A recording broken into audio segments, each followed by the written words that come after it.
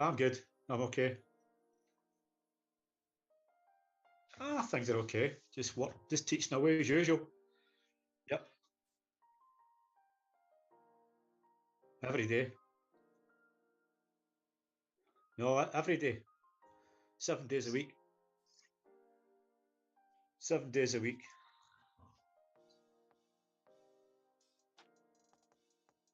Uh-huh. Yep.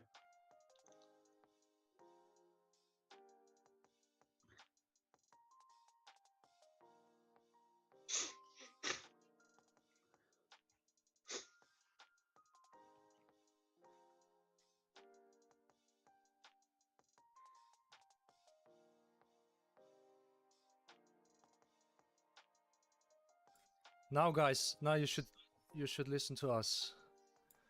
Okay, so guys, you can start and you can ask questions. Okay, so I'm gonna talk to Tommy a bit and just make the chat full, guys. Okay, so we can then bombard Tommy with questions. Okay. Okay. So just easy going. Okay, I just told you, just relax and you just talk a bit about JKD and everything. Right. You hear me good? Is the sound okay? Sounds good. Okay, nice. Nice. So, the most common question people ask me when I wait a second. Well, they ask me about you, okay? Right. Most of the time. So just a sec, guys. If Tommy is not loud enough, just write me, okay? They ask me from whom did you learn the most, or let's say Jeet Kune, okay? And who do you consider your actual Jeet Kune teacher, or from all these guys you learned from? I really think the guy that made the most amount of sense was Jesse Glover. Even though Jesse didn't teach Jeet Kune Do, he was still very aware of what Jeet Kune Do was, and Bruce's development. And I think he was a guy that had, out of all the guys I met, had the best grasp of what Bruce's martial arts concepts were by far. No two ways about it. Between technical knowledge and practical experience fighting, Jesse was away up there, definitely, because he'd used a lot of stuff for real, where people like Ted Wong had never used stuff for real.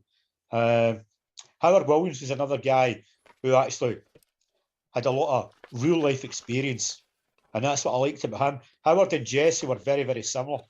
Okay. Jesse was a guy that actually gave me direction. Unlike other JKD people I met, he gave me direction. And the direction that he took me on was a direction that, I practice today, which so many people have said, well, looks like what you do is slightly different for the Trap and Pac Sal Brigade. And I said, that's true, because, Jesse said to me, he says, well, the last conversation I had with Bruce, asked him what he was practicing, and he says, I'm just merely fencing with my hands and feet. And he said to me, Tommy, he says, that's the direction you should move in. Really look at that, experiment with it, understand it. He says, and strip everything away. And that's exactly what I done. Would you tell the story when Jesse, he told you probably the story when he met Bruce at that birthday party? The story was that after Bruce had departed, I think it was Oakland he was at. He came back up to a birthday party with Linda. I think it's for Linda's mother. And Jesse was invited because he was friends with Bruce and Linda. Ah, okay. Bruce and Jesse spent the party in the basement, according to Jesse, where Bruce was really wanting to show him where he took his martial art. Do you know what year this was around? No, I have no idea. I think in a book from what's his name? box guy. Right. I think it was Jesse wrote there. It was about 1969 or something. Maybe. Yeah. Well, he asked Bruce what he was actually doing now, and he said, "I'm merely fencing with my hands and feet. The traditional method or the classical way I've discarded." So,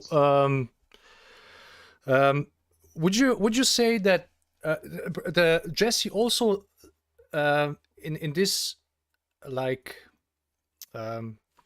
he understood, or Bruce told him that he went away also from trapping? Yep. Yeah. So Jesse confirmed to you the same as Ted Wong confirmed to you.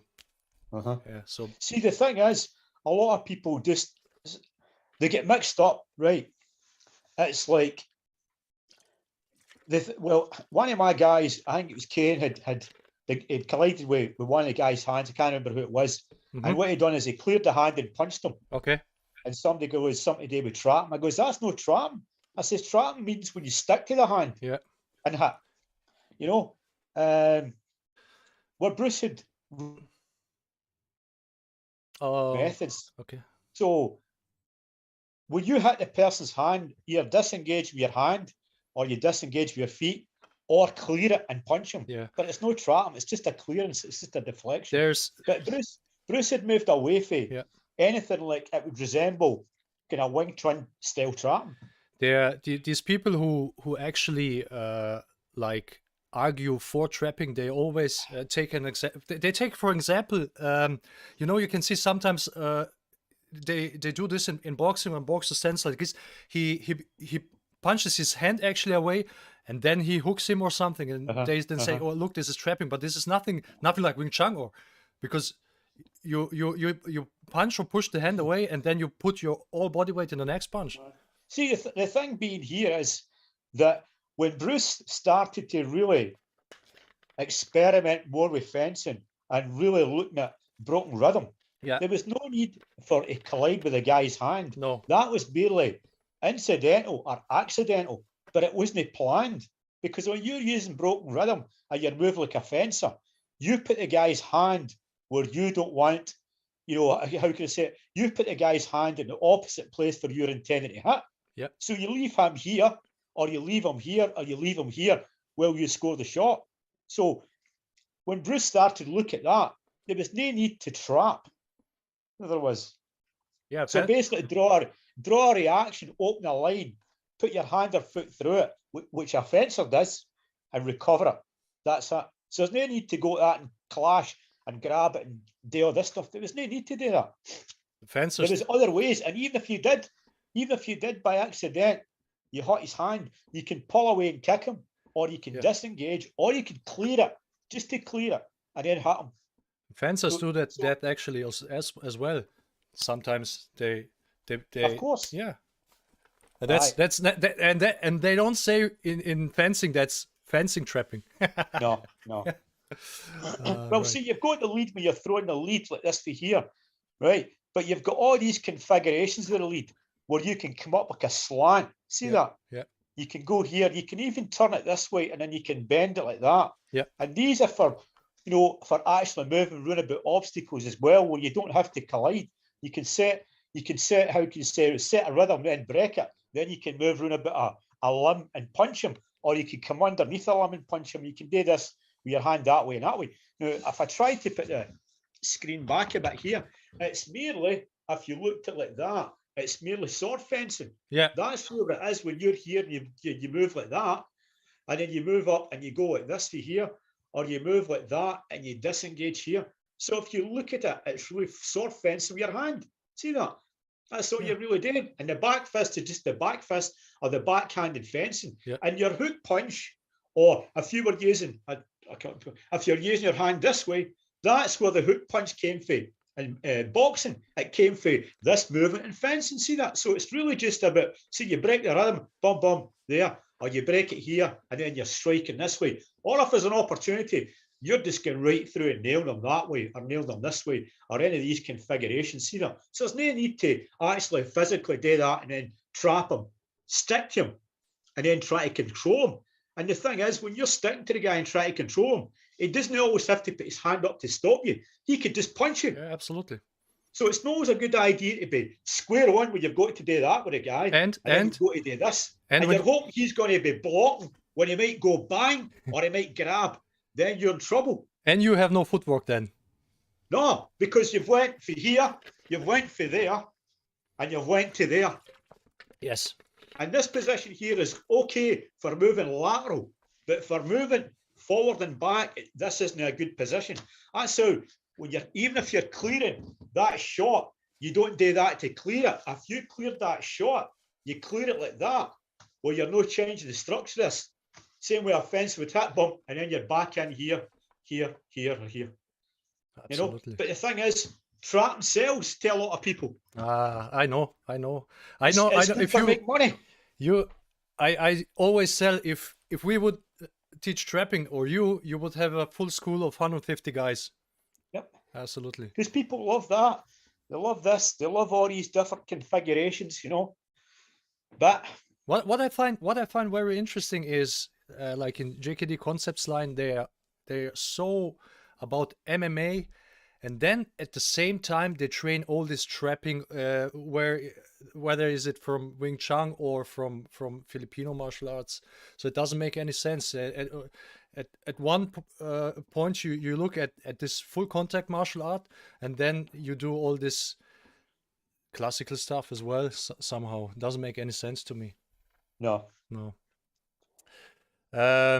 Let's see if we have some questions. Siolong asks, when did you first become aware of Bruce Lee and Jeet Kune Do? Well, I think when you were 14 or something, huh? About 14, about 1974. About 74. Also, when did Jesse last time see Bruce? Did they remain friends until Bruce died? I'm not 100% sure on that. I couldn't tell you. Okay. So next one is, why do you think other JKD instructors are confused as to how, just for clarification, you don't have to answer any question if you don't want, okay? Okay. So, do you think other JKD instructors are confused as to how to properly implement or teach Jeet Kune Do? I think quite a lot of them are confused. Yeah, absolutely. See, the thing is, you've got, for instance, I think some are confused because you've got the progressive weapons chart, which is very clear in the Tav Jeet Kune Do. Can you explain it? Yeah. Can you explain it, the progressive weapon chart? The progressive weapons chart in Jeet Kune Do, it's a drawing that Bruce made, the figure kicking, and with his hands out like that and like that, right? Mm-hmm. So it shows you the order of battle. And what I mean by that is the idea is to use the leg first. So if it gets inside the leg, you've got two options. You can move back and still use the leg, or if it gets inside the leg, you can use the hand, the extended hand, the eye jab. That's the longest. If it gets inside that and you don't move back, so you could use extended hand, you have the option to use any of these kind of close quarter punches. So it's all there in the progressive weapons chart to follow. But when I watch these so-called JKD people, I wonder why they don't use it. Speaking of progressive weapon chart, there's also a misconception about distances in Jeet Kune Do. So most people think there are four distances, like kicking, punching, trapping, and grappling distance. Right. Could you say something about the true distances in the Jeet Kune Do? There's no really four distances. There's because you can do a bunch of things at all these different ranges, all these different distances, but there's two ranges. There might be, as people classify, as four distances where you've got long range, medium, close, etc. And you, or I should say, you get to grappling range and you grapple. Well, at grappling, a so-called grappling range, you can punch and you can kick. And at so-called punching range, you can grapple. So really, I like to look at it as rather than 4 distances, there's 2 ranges. You're either in range, that he can hit you, or you can hit him, or you're out of range. So that's a better way of looking at it, rather than this 4 distance type thing. And you think, okay, I need to get to that distance here because that's punching range. I need to get to this because it's kicking range. No, I don't know where that came from, but the way I look at it, I think it's pretty incorrect. Well, my student asks, he says pairing isn't trapping.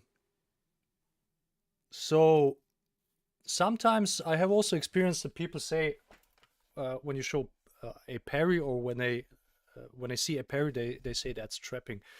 How is pairing from trapping different?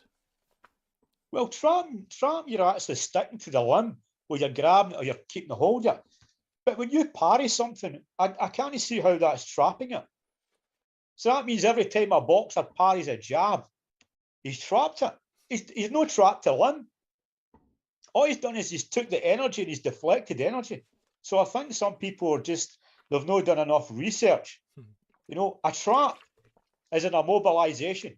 Any kind of thing you do with grappling is a trap because you immobilize a limb. Anytime you stick to a limb, it's an immobilization. Anytime you don't stick to the limb, it's not an immobilization, it's a deflection. Speaking of immobilization, also one of the most argument people are using for classical trapping is 5 way of attacks. So that's another thing maybe you can say something about. 5 ways of attack. Yeah. You've also got to, how could I say it? You've also got to think that in JKD, this might sound like a contradiction, that we do trap, but we don't trap in the classical manner. And what I mean by that is we trap the people in the wrong distance. We trap people in the wrong rhythm. And we trap people in the wrong level. So it's not a physical way of trapping somebody, but you put them in a position where they trap themselves, because they have unlimited moves to make. When you have more moves to make than they can. I think also what people forget is that a lot of things that Bruce actually wrote down, he went past that. Of course. You know, the question is when. Well, you've got pace, fraud, and force. Mm-hmm. You know that in my interpretation, that is a more condensed method than the 5 ways of attack. Okay, how's that going? Well, pace just means, when Bruce was talking about it, pace just means superior speed. Okay. Then you've got fraud, is just a deception. Then you've got force, and that's just forcing your way through. Maybe a guard or something like that, we're just plumbing through a punch or kick. So I think that is a more condensed version of Bruce's 5 ways of attack. And you can see in the Tao of Jeet Kune Do. It's not as if I'm making it up, it's there. All you need to do is look and you'll find it. Here's a classical question. Does original Jeet Kune Do include more than just striking, such as joint locks, throws, etc.? Also, what? Okay, let's do that first one. So joint locks and throws in Jeet Kune Do. Well, I asked Ted Wong this very question the first time I met him. I says, what extent did Bruce practice grappling? And he said, Bruce probably used about, let's say off the top of my head, about maybe 4 things for grappling that he thought were probably the quickest, the easiest, and the best to use. But it's not a case of you go to do these things. These things just happen. And the 2 throws that he liked best were outside and inside reach throw, which you can clearly see him demonstrating. Yeah. Single leg takedown as well, and double leg takedown. And you can clearly see him demonstrating these as well. And the other 2 were choke and strangle. Again, you can clearly see him demonstrating these things. And I think the last one is the arm wrench. That's it. That's a bit extent to it, because these things are easy to use and they're fast. and they're not as intricate as a lot of the grappling that you see other people using. You know, that you can see Bruce using the inside and outside reach, just bump when he threw, I think it was Taki Kimura. You know? Yes, yes. So these things are the best, but that's about the extent to it. But it's not that you get to try these things. It's just they happen accidentally. So my students are taught how to do these. And if it ever happens, they're in a position to use it. But the most important thing is striking, is to punch and kick the guy and finish it. That's it. And these other things are secondary. They're no primary. Also, what do you do to stay in shape now at your late early 60s? Also, one guy asks. Well, I go to the gym most days. How often do you go there? Maybe 5 days a week. Oh, okay, okay, that's nice. Do you run? Yep. No, I don't really run at all, to tell you the truth. I have started to run recently, but you know, like no crazy distances, like short distances where I like just run like 15 minutes. I've started doing a lot of weighted stuff because I always get the best results with that. So I've been doing Thursday night I was at the gym. I was using a 17 kilo weight vest, and I think it was a 20 kilo plate, and I was doing dips. Oh, okay. And there was a competition in the gym to see how many dips that people could do, and I looked at the board, and some guy had done 62. You know, and I was tempted to enter into the competition. I thought, no, I'm going to leave it now, because I had done, what was it, 40 something, and I could have done more, but I actually get bored. 40 something dips with, what's the totals at? That's 20, 30. I done 40 something dips with 37 kilos around my waist. 47 kilos, that would be about 90 pounds. And I done about 40, and I had done 4 sets of dips before that. Okay. So that was just the last set, you know. Okay. So I could have probably done well over 100 dips without any weight. And the same with doing pull-ups. I did 5 sets of 8 with 37 kilos. What's your body weight? My body weight's maybe about 70 something. Oh, okay, okay. You know, so I think it's pretty good, but that's always the way I always get stronger that way. So doing them wide pull-ups, close pull-ups, and pull-ups that way, you know, and then just 2 different sets of dips. Yeah. Dips straight up and down for triceps, and dips at an angle for, you know, chest and that. Okay, okay. Something else now. Your first video that went online, that went viral, you remember? I think it was this underground video, or what was this? What were this the clips from Andreas? No, it's the one with Andreas. Okay. So the guy asks, did you intentionally release them, or was it someone else? No, that was Andreas that released it. So it was. He showed me some parts of the video, and later on in his apartment, and you know, he said, "Wow, that's amazing." I went, "That's okay, you know." And yeah, I know. I really didn't think he was going to release it, because I wasn't really interested in stuff like that, because I hate doing video clips and looking at them. You can see all your mistakes. I was like, oh no, you know. But Andreas put it out. He decided to put it out because basically he owned it, because he filmed it, you know. And that was it. But I'd never planned to release it or anything. No. Alex asks, if he took a train to Glasgow, would you meet him at the train station? Because he's kind of scared going up alone there. Why are you scared, Alex? I mean, I was in Glasgow multiple times, so you know. Glasgow's a friendly place. Yes, absolutely. Glasgow's not the way it used to be 20 years ago. Yeah. Or it's 30 years ago. It's a pretty friendly place. Absolutely. Like, sure, I'll meet him. It's not a problem. So you get that, Alex? Okay. So.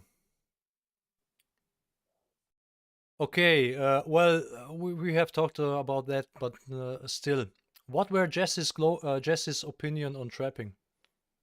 What was opinion on trapping? Let me ask. What's different? What is actually the difference between non-classical kung fu trapping and the kind of trapping you find in classical Wing Chun? Right, to start off with, Jesse never actually stuck to the guy. When he hit the limb, he would clear the limb and punch him right. And even when he done lap sal, when he pulled the guy's hand, he never later on he never went like that. He pulled the guy's hand and hit him with the same hand. So he never really stuck to it. And what he said to me when I had asked him, he says, "Well, if you stick to the guy's limb, everything you feel, he feels it. So if I don't stick to it, he can't use my energy." That was the difference what I saw. You know? I can remember when you talked us this stuff that it's mostly just one hit and then punch. That's it. Yeah. You just clear it that way, and you hit him that way, clear it here, or you move in and you deflect the limb, and then you just hit him this way. So, aye. Would you tell the story between Jesse and his brother Mike? How they disagree on turning the guy or going to side? They had, according to Jesse, when I asked him, they had a disagreement because Jesse always believed in moving straight in and just pushing the guy to the side and hitting him. His brother liked to go to the side, and they had a disagreement about it, which I think you should use both concepts to tell you the truth. There's times you can go straight and there's times you can go to the side, but they were quite headstrong, both of them, and just they didn't want to bend a wee bit, and they fell out for a long time because of that, you know. But I saw Mike's stuff. A guy called Chris Sutton, who I'm very friendly with, he was one of Mike's students, and I saw some of Mike's stuff, and it was quite interesting. But I think, and I'm not wanting to sound biased here, I thought Jesse's stuff was a bit better, to tell you the truth. Okay, better than his brother's stuff. Yes. Yeah. Okay. You know, is he still alive, his brother? His brother, according to Michael Quijano, he's still alive, yes. Does he still train? I don't think so. Okay. Yeah, okay. Is he younger? Was he younger than Jesse? Yeah.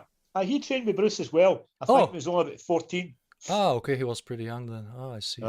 Yep.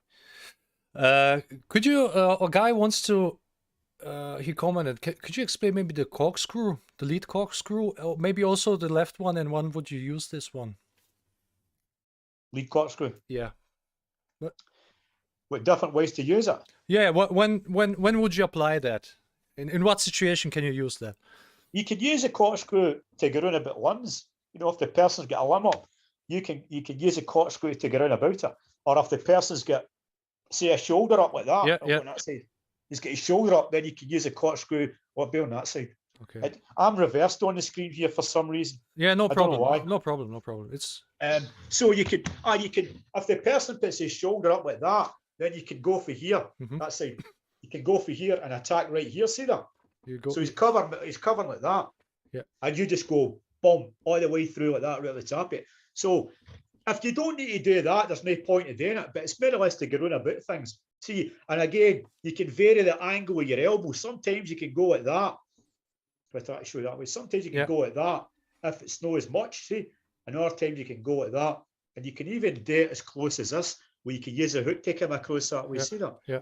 And you can also corkscrew and you come underneath that way. It's another way you can do it. Well, if the person with his guard up, well, it'll be like that side.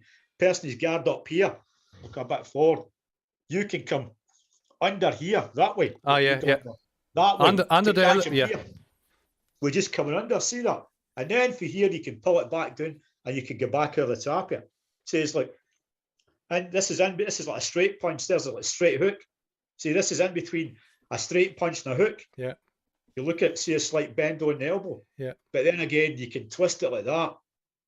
See, and then you can bend the elbow. And then usually when you're throwing it, if you're throwing it like that, you see it'd be covering the side of my head here, and it'd be covering in this position. There's a good drawing in the towel that Bruce had drawn with the person standing.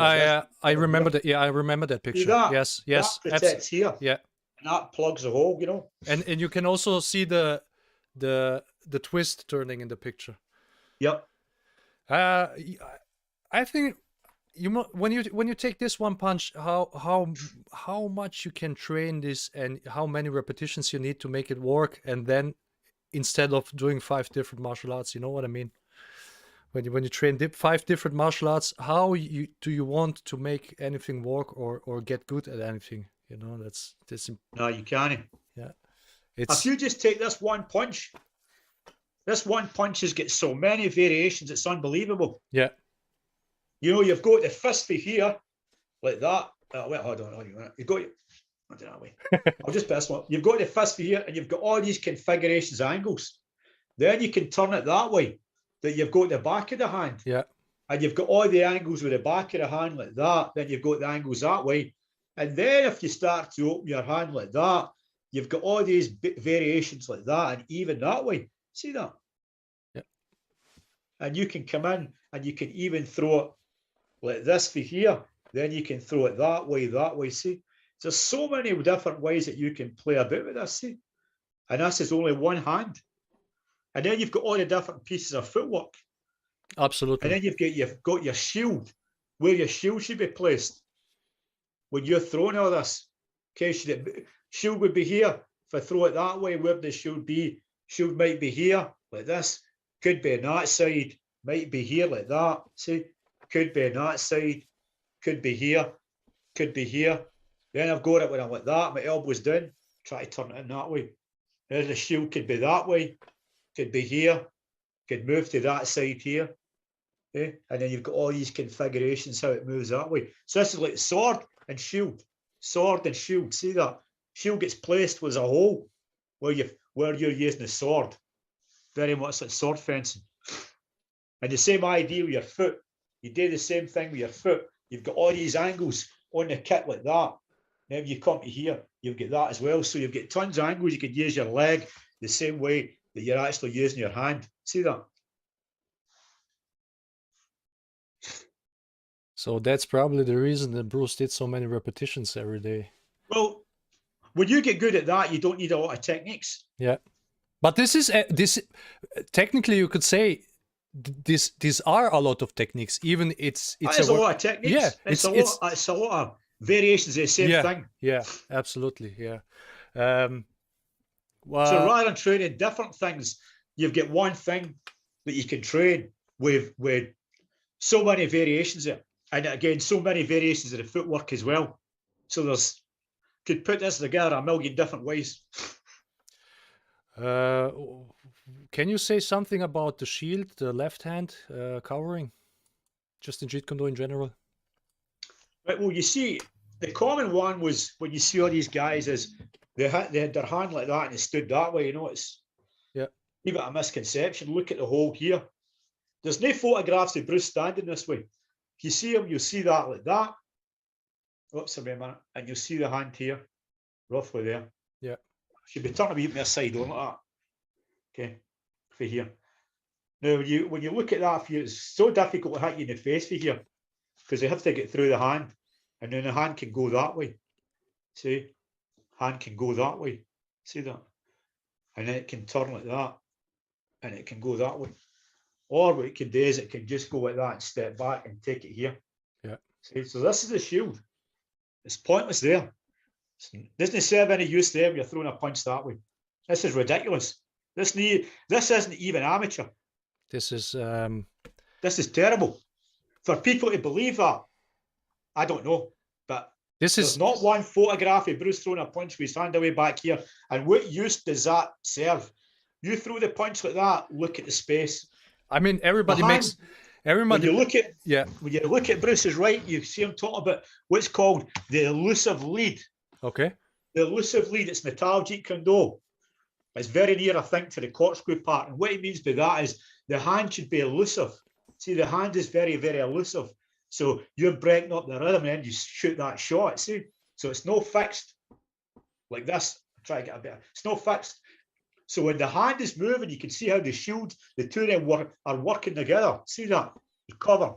On this side, you see the threat here, you move to that side. See the threat, you move to that side. See? In between all that, this hand is very elusive, and then it strikes back here, then you see it moving. See the cover? I'm looking at this side. See that? I'm watching for that side. I don't.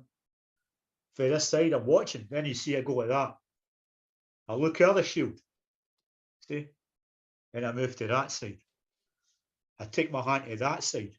See, I'm looking through the shield here. I'm watching as I score the shot or the eye jab. Then it moves back to here. I'm back. See, I'm looking over it.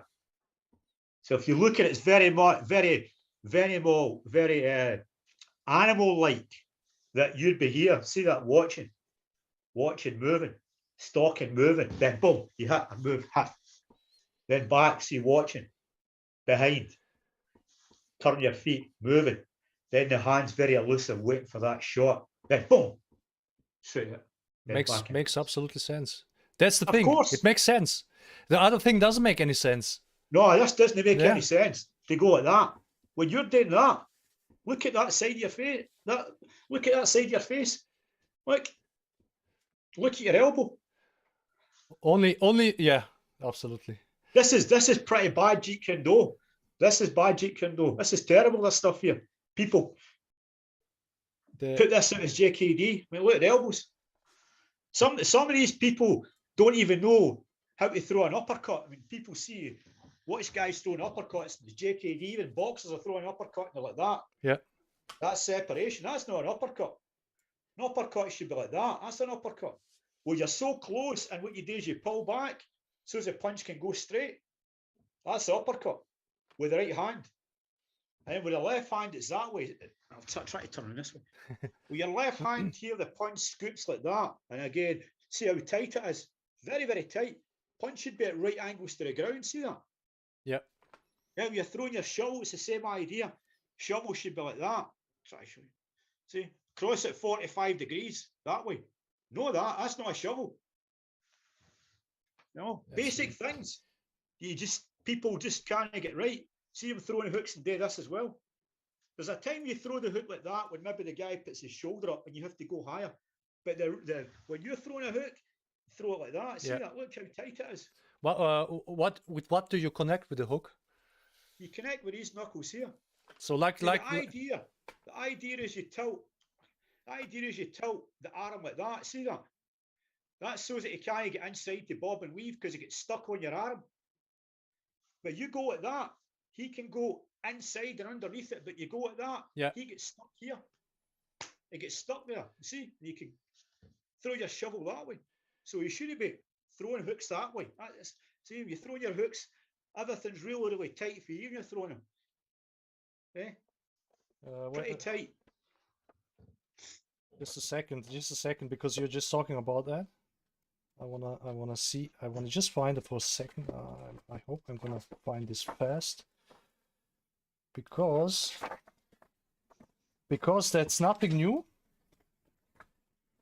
and people should actually just there you go. So 265.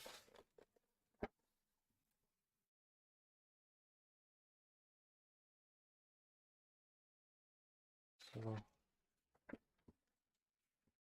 a second.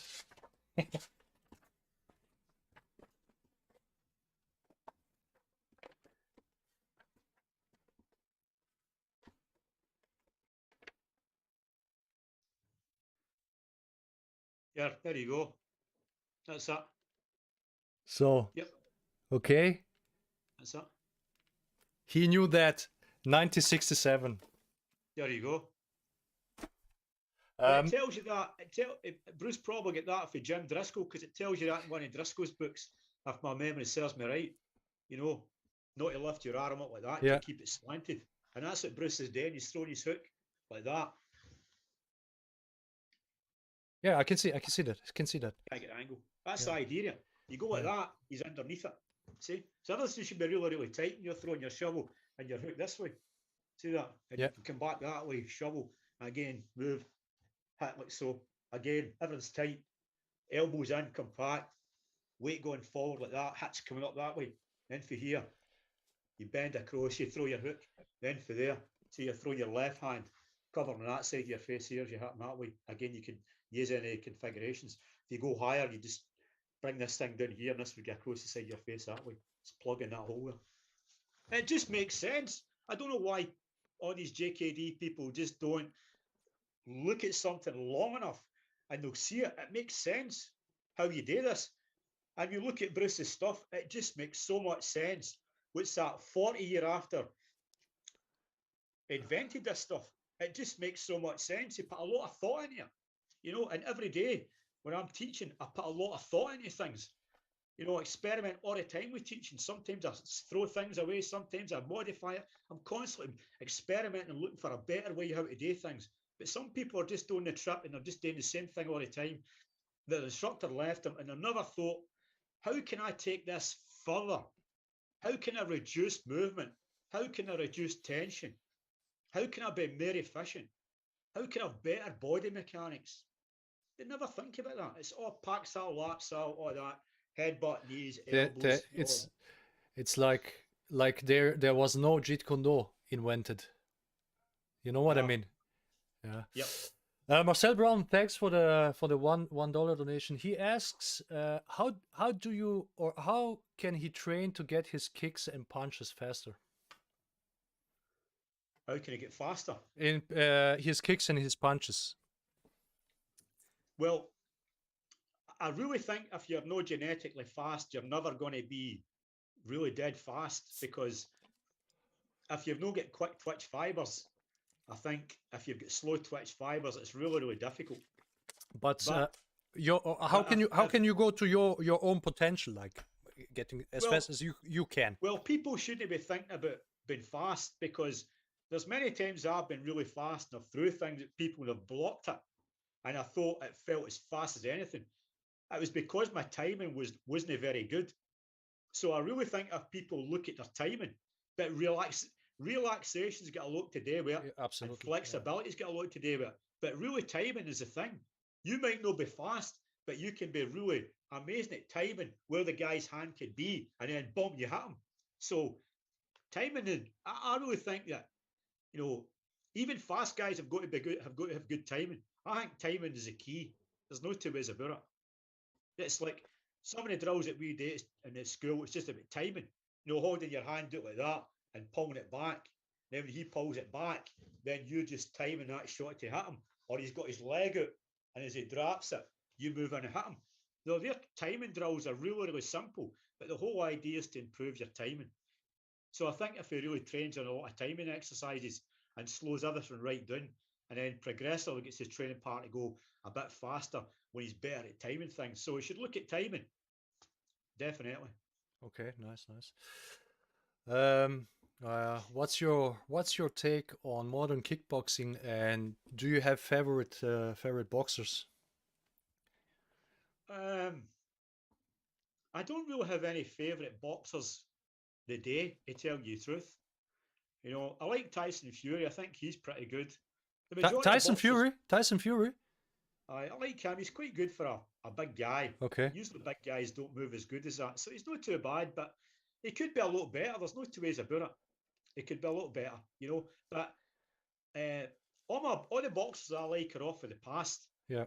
You know, Joe Louis, Roberto Duran, Sugar Ray Leonard, you know, Marvin Hagler, you know, Jack Dempsey, all the kind of guys, Muhammad Ali, you know, Mike Tyson. I like that. I think to see really good boxing, I think sometimes you maybe need to look back the way. But that's only my personal opinion. Okay. So, guys, do you like a Rocky series, the movies? Well, I think the Rocky films have been pretty good, to tell you the truth. What's the best one? I mean, I think the first one's maybe the best. You know, I think that the thing that these movies were really good for was really inspiring people. Yeah. Because when everybody watches that, they get inspired and they want to just get running and, you know, hit a bag and things like that. And I think the music is pretty good in them as well. And I think the second one, Eye of the Tiger, I think that was the second one. I think they were good for their time, and they did inspire people. And the same as the Bruce Lee movies, when people watch them, I think they do feel inspired. I know I was very inspired as a 13 or 14-year-old when I saw Bruce on the screen. I was very, very inspired, when I saw him. So, but they're good films, they're no two ways about it. I never liked his films when I was young, and also his body. I felt it like it looked disgusting to me as a young boy. But the first contact to me, Bruce Lee really was the Fighting Method books, and that's how I started Jeet Kune Do actually through the books, because a guy told me about them. I bought them, and that's how this all started. Yeah. Well, the books were really, really good considering they were. I think it was about 1975 or 76 were released, I think. But the books were really, really good. And that's how I started. Yeah, as well, yeah. and I think they were a great start for a lot of people. Certainly you had to read between the lines with the books, because the descriptions weren't always the best. The photographs weren't always the best. But at least it gave you a place to start. And it gave you a place to start that you could really practice it, and then figure out a better way of doing it, or figure out the way of doing it. And basically that's what I done. We just looked at the photographs, we held mitts up, we put headguards on, we looked at photographs, says, okay, look at that, look at his hips, look at this. And through time, if you do that long enough, you eventually have something that's pretty good. So I think they're a great start. There are no two ways about it. I found them very good because you see the pictures, but you don't see the movement. But you can see the movement when you look at Bruce movies or any videos, so you can connect a bit. Like, well, you use it too. Then it's an excellent start. There's no two ways about it. Yeah. Did you Axel ask? Did you ever meet Taki? Yeah. Did what's your like relationship to him? I never really trained with Taki, but I met him on quite a few occasions. And one occasion said to me, he says, Tommy says, Bruce would be very, very proud of you for what you've done with his martial art. And I think that was an amazing compliment to get for somebody like that. But I had a really good relationship with him. And I can't remember if it's a headguard or a pair of gloves I'd done, or it was a drawing I think I'd done. And we auctioned that off for Taki for some medication, the same as we'd done for Jesse. And he sent me this poster, with Bruce, with some really nice words on it. But he was a really nice guy. There's no two ways about it. And I did have a lot of time for him. Yes. Nice. Marcel Brown, again, thanks for another tip. He asks, what are your thoughts on Dan Inosanto including Filipino martial arts in the Jeet Kune Do curriculum? My Sifu, or his Sifu, Greg Lon Lee, his Sifu is Greg Lon Lee from Oakland. Right. The guy who is asking that question. Right. His Sifu is Greg Lon Lee, and he asks, what are your thoughts on Dan Inosanto including Filipino martial arts into Jeet Kune Do curriculum? Well, I really don't think that they're part of Jeet Kune Do, to tell you the truth. When you really look at Jeet Kune Do, it doesn't need Filipino martial arts included in with it. It doesn't need that. And if people are talking about, well, JKD is not a weapons system, you don't do any weapons like in Wing Chun and karate. There comes a point where you use weapons. Well, I think with the movements that we practice and how they're heavily related to fencing, I think any one of my students could pick up any kind of weapon and just use it without being taught how to use it, because they're already learning these type of movements. But I think it really can confuse people. And then people don't actually know what Jeet Kune Do is, because they're adding a lot of different things to it, and people presuming that this is Jeet Kune Do, but it's not really. Hope that helps. But it's entirely up to him what he wants to do. I'm not saying he should stop doing it. Just my personal views. I just don't think that it's the best route to take. That you maybe confuse people. Guys. But again, Dan Inosanto, I've met him a few times. Did you meet him actually? Yes. But yes, he signed my focus glove, 1986 in London. Okay, so that's at the time when nobody knew you. Yep, signed my focus glove. Then he came to Glasgow. He was doing a seminar for a Wing Chun guy who was a member of the Scottish Ballet, Frankie, I can't remember his surname. Okay. And there was only about a dozen people. That was the first time he actually came to Scotland. He was doing a seminar the next day for 2 concept guys. But he'd done a seminar in an attic in Glasgow on the Friday night. And I was invited with this guy, Frankie, to come along. And it was only me and another friend of mine. His name was Tommy. The rest of the guys were all Chinese. And Dan and Santos spent 95% of the night standing talking to us about Bruce, and every now and again say, wait a minute, and he'd go down and show the class what he wanted to do next, come back up and we would talk. And I got on really, really well with him. And when I was leaving, I says, well, thank you very much, blah, blah, blah. And he says, man, he says, kid, you've got it. And I thought, wow. And my wife at that time was with me, and she says, man, that's Tommy, that's some compliment getting for something for Dan and Santo. And I said, well, man, I can't believe that. I was so happy, that one of Bruce's students had said that to me. But there you go. Nice. I wanted to ask you something, but I just forgot. So let's take the next one. Oh, that's an interesting one. Did you ever, I guess so, did you ever reject teaching somebody Jeet Kune Do? Did I ever reject him? Yeah. No, not really. No. Okay. Yeah, but another question on are hand immobilization attacks still relevant in late Jeet Kune Do? Are they still relevant? Hand immobilization attacks. It's like, we talked about this. At the end of the day, people can practice what they want, right? I'm not saying they shouldn't practice this, they shouldn't practice that. If they're following Bruce's principles and Bruce's progression, the way JKD is meant to go, for the want of a better word, then through time, they would eliminate these things, because after all, we're talking about daily decrease. Why do that if there's something better you can do? If you're practicing something like that, and that's what you're basing everything on, then you're kind of crystallizing, you're freezing JKD in a time period. But I don't kind of freeze JKD in a time period. It's ever developing. It's always a working process of refinement. So these things that people practice are really things for the past that they can't let go. And they should let go if they're really studying Bruce's martial art and following Bruce's principles and his philosophy. Guys, so just anything you tip today, everything goes to Tommy, okay? So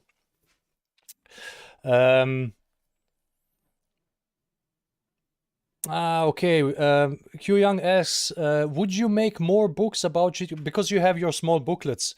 Would you make more books about Jeet Kune Do techniques in the future? Well, I was actually starting to write a book up to a few months ago there. A proper book? A proper book, and then I really get sidelined because there's so much work to do in my house. Yeah. That just took so much time up. But hopefully, within the next few months, everything will be done in my house, and I can get back on to working it, because the plan was to do 4 volumes, 4 books on JKD. That was the plan. Okay. So I really should get myself moving once I get everything finalized in here. That's a weird question. So what are the 3 basic concepts of original JKD that other teachers are not doing or getting wrong? I would say I think I can answer this, because the 3 basic concepts or basic principles are simplicity, directness, and non-classical or efficiency. And if you ask me, all of them don't even use that 3 principles. No, Even the first one, even simplicity. Simplicity. That's the thing. It's like, why are you hitting a guy with 3 things when you could have finished it with that kick or that jab or that eye jab or whatever? Why are you going to the next move? And clearly this could be concluded.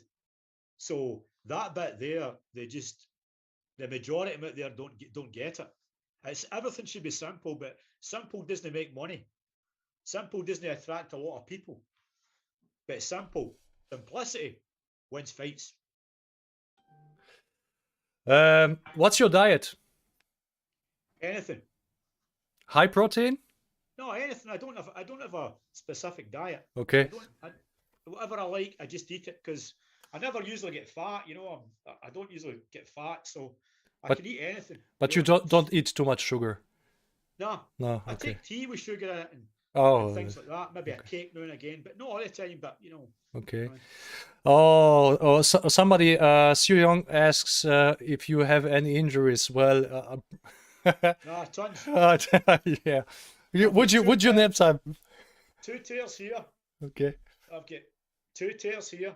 I've got a cartilage here. What else? I've got a dislocated thumb. Oh yeah. A broken hand. And I've got How did you break the hand? How did you break the hand? I was breaking a reusable board, and I just hit it the wrong way, and it broke my hand. Ah, okay, okay. And I dislocated my thumb with punching somebody in a demonstration where I was talking at the same time. I didn't wrap my thumb in like that. I was talking, and when I went like that, their head was here, and I hit their head with my thumb like that. I see. And it just dislocated it there. And I tore they two with doing dips with 70 kilos. I was right away down here, and I tore both of them. And I tore these on a pec deck machine. So and I've got this here, my heart. I broke that a few times. That doesn't count. That doesn't count. That doesn't count. That was the sorest. Yeah, you have just. They ones for nothing. That was the sorest thing. Break my heart. That's not JKD related. I know. Or maybe it is as well. Maybe. Siu Long asks, would you ever attack the throat in Jeet Kune Do? Could you tell because of throat? Could you tell the story about Jack Dempsey? I don't know if you know that. I think Martin told me about that. Jack Dempsey was also speaking about punching in the throat. Do you know that? Well, Jim Driscoll always talked about punching the neck here when he's throwing the hook. Oh, maybe it was him, yeah. The target wasn't here or here. He always went for the neck. And in case somebody put their chin down, okay, then I know the story. So it was Driscoll. It was Driscoll. The neck and the throat were for the jab here. You know, that's how you should cover that way. You shouldn't be like that. With your chin up, you can get punched in the throat with a slant under the throat. I have long neck. That's a good target. I know. Mukola asks, is Tommy's Jeet Kune Do different from Ted Wong's Jeet Kune Do? And what is the main difference? I can answer this, but you can maybe explain more. Tommy Carruthers Jeet Kune Do is for street application, and Ted Wong not so much. True. So you know, I remember I said to Ted, and I've told this to so many people, you know, how much of this footwork, Ted, is Bruce's. And I know a lot of guys don't like to hear this, but he said Bruce's footwork was very, very simple. And the majority of footwork that I teach didn't come from Bruce. So there you go. The same as when I asked Ted, and at various times, he'd said to me, he says, well, again, people don't like this. I teach sport fighting. And Jesse told me that as well, that he was doing a seminar with Ted, I think, and Joe Lewis, and Ted said in front of everybody, what I teach is sport fighting. People don't like that either. Whether you like it or not, that's the truth. He said JKD's no sport fighting. No. Although you can use some principles in sport, but it's not meant for that. Yeah. Kevin Wheeler tipped you $12. Thank you, Kevin. Let's see. What I want you to ask is. Oh man, I'm reading the comments and I have my own questions, then I forget them. So let's see the next one. Tommy, have you always been fast like that? Fast like that? Like you are. Were you always fast like that, or did you have to train for getting that fast? No. So it's your natural speed. Really, in all honesty, what I try and do is I try to be slow. Okay, how's that?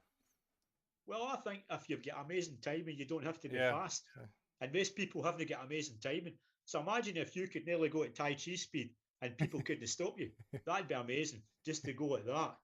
So slow and just stick your finger through into their eye or go at that. And then just pluck them the groin, with your toe, or go at that. And then just come under and stick that finger right in their throat like that. And it wasn't even fast, So Speaking it's about good to be able to build. It's like driving a car. You change gears all the time. Go fast, go slow, go in between. speaking about the finger jab, many people in the internet argue against the finger jab with this argument: the eye is too small target and you cannot hit it. Right, okay. So what's your take on this? It's about that size, isn't it? Yeah. What size is the chin actually? Same, is it? So I knock people at these targets are the same size. Yeah. And you have multiple fingers for the eyes. The people that say that have never really looked at anything in great detail.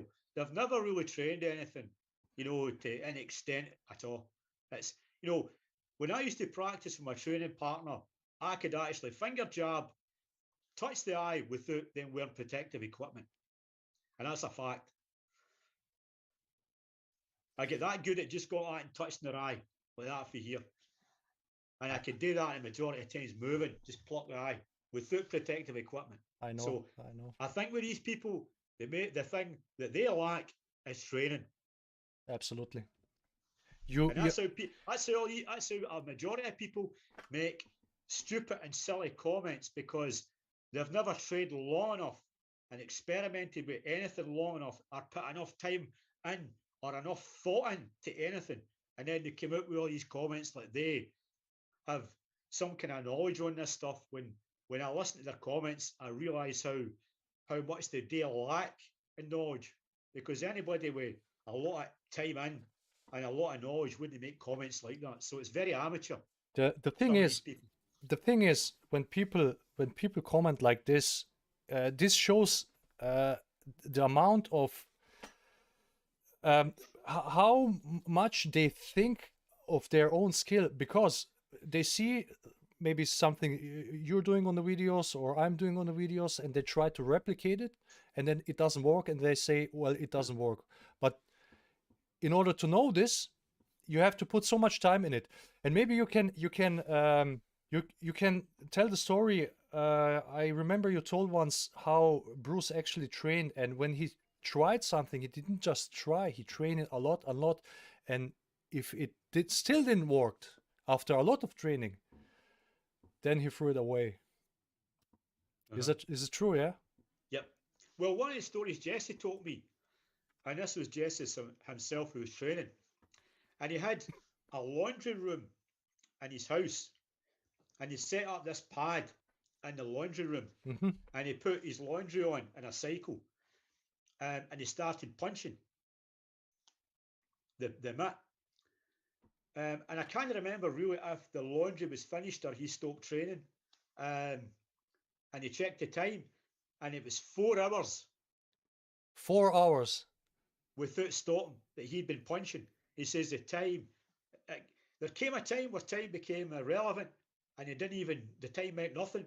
And it was just like, boom. It was he said he went into a kind of hypnotic state. I just, like meditation. Boom, like a meditation, and 4 hours went by. Now that's amazing for something like that.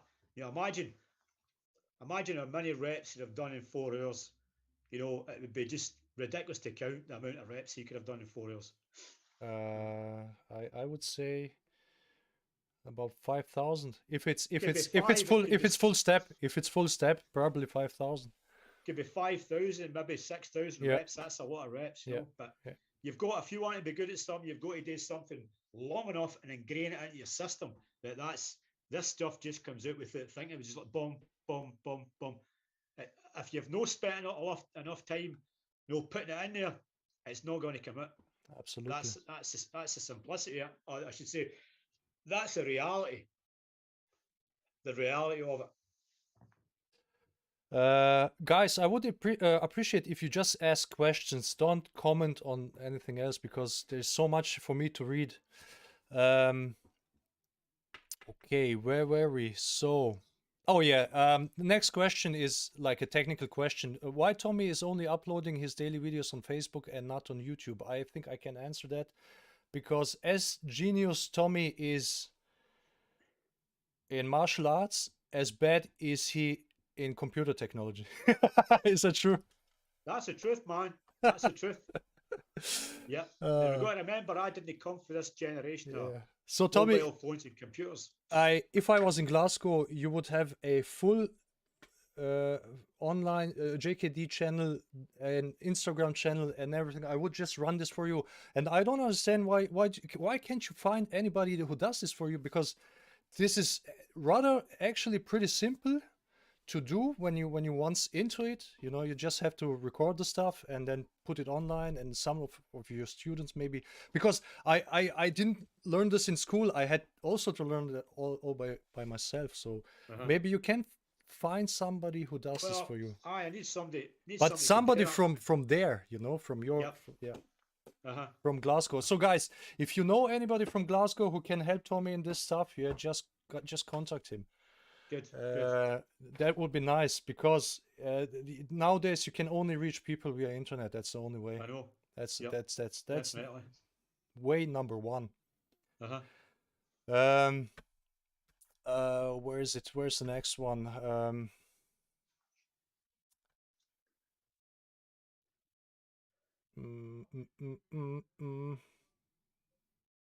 Okay, that's an interesting one. How many students did you have before the viral video went and afterwards? You understand the question? Yep. Okay. I had quite a lot of students before I even met people like Jess or Ted Wong. Okay. What did you teach back then, like official? Well, what I taught was more or less the same as most people in the day.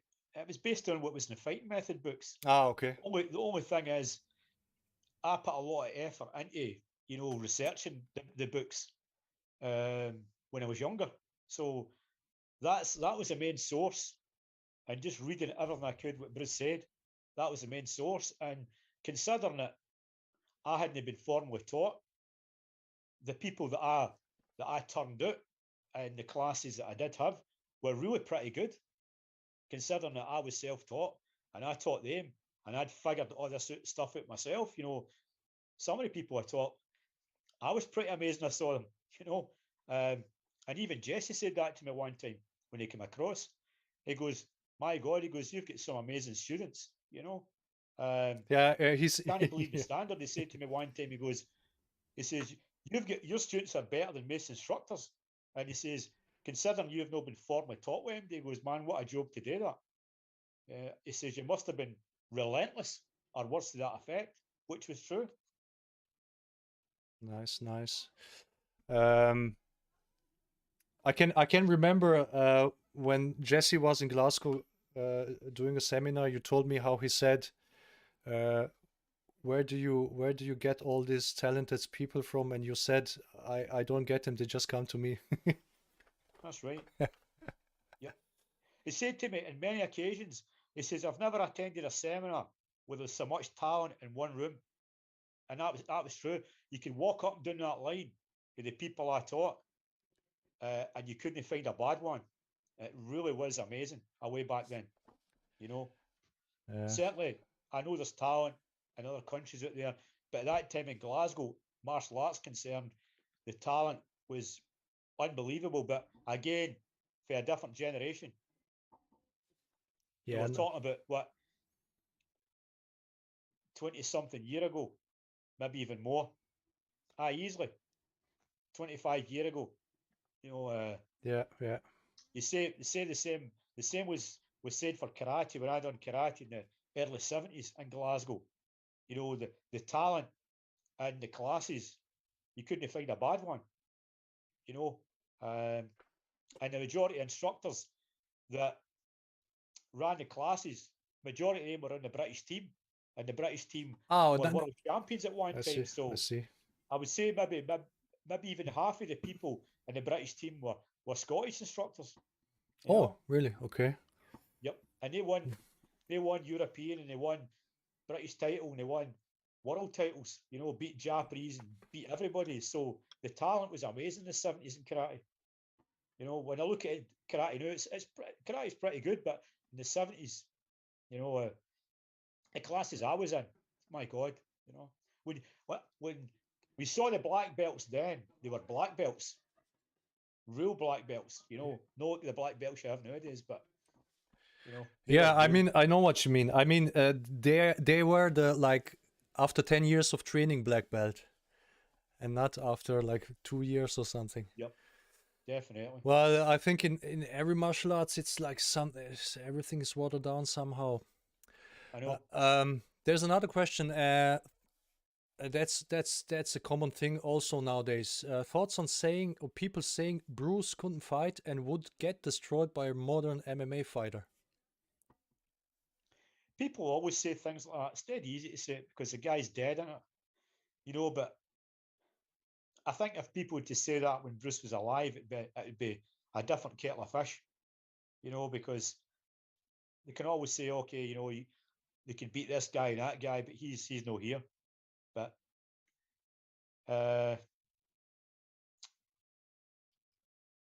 Did Bruce you? was alive today, he'd be a good age, but I think in his prime, I think he'd be a difficult guy to beat. There's no two ways about it. Yeah. Can you tell the story about his experience with this? I don't know what it wasn't the Wong Jack Man fight. It was a different fight where he tried to stick to a guy and then got Yep. punched. That was Jesse told us about that. It was he fought a guy for the Choi Foot School. Okay. And the Choi Foot School is across the road for the Tai Tong restaurant in Seattle. It's across the road, up above the martial arts shop. And Bruce fought a Choi Foot guy. And everything he did, he couldn't stick to the guy to make work.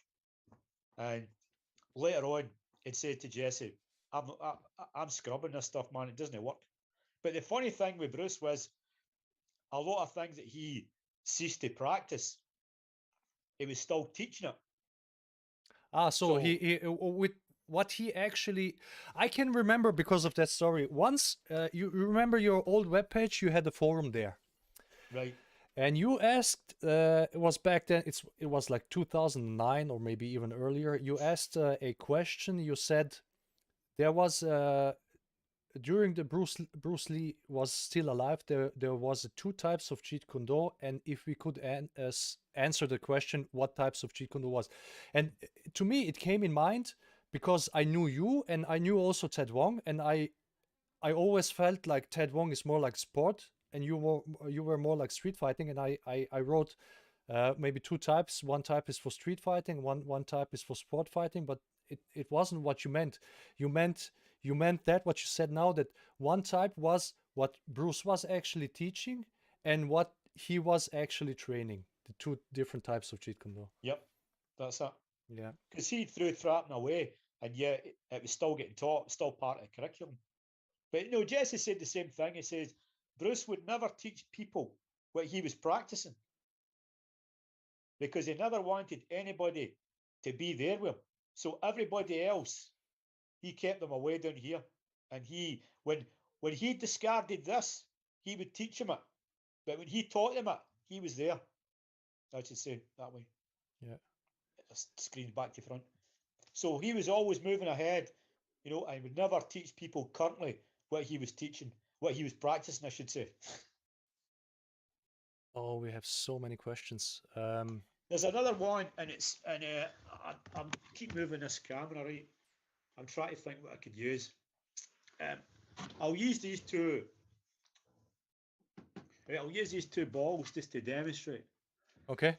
Hey, just Right. show it. I'll be back. You can talk. Okay. Right. So what happened was that say this is I'll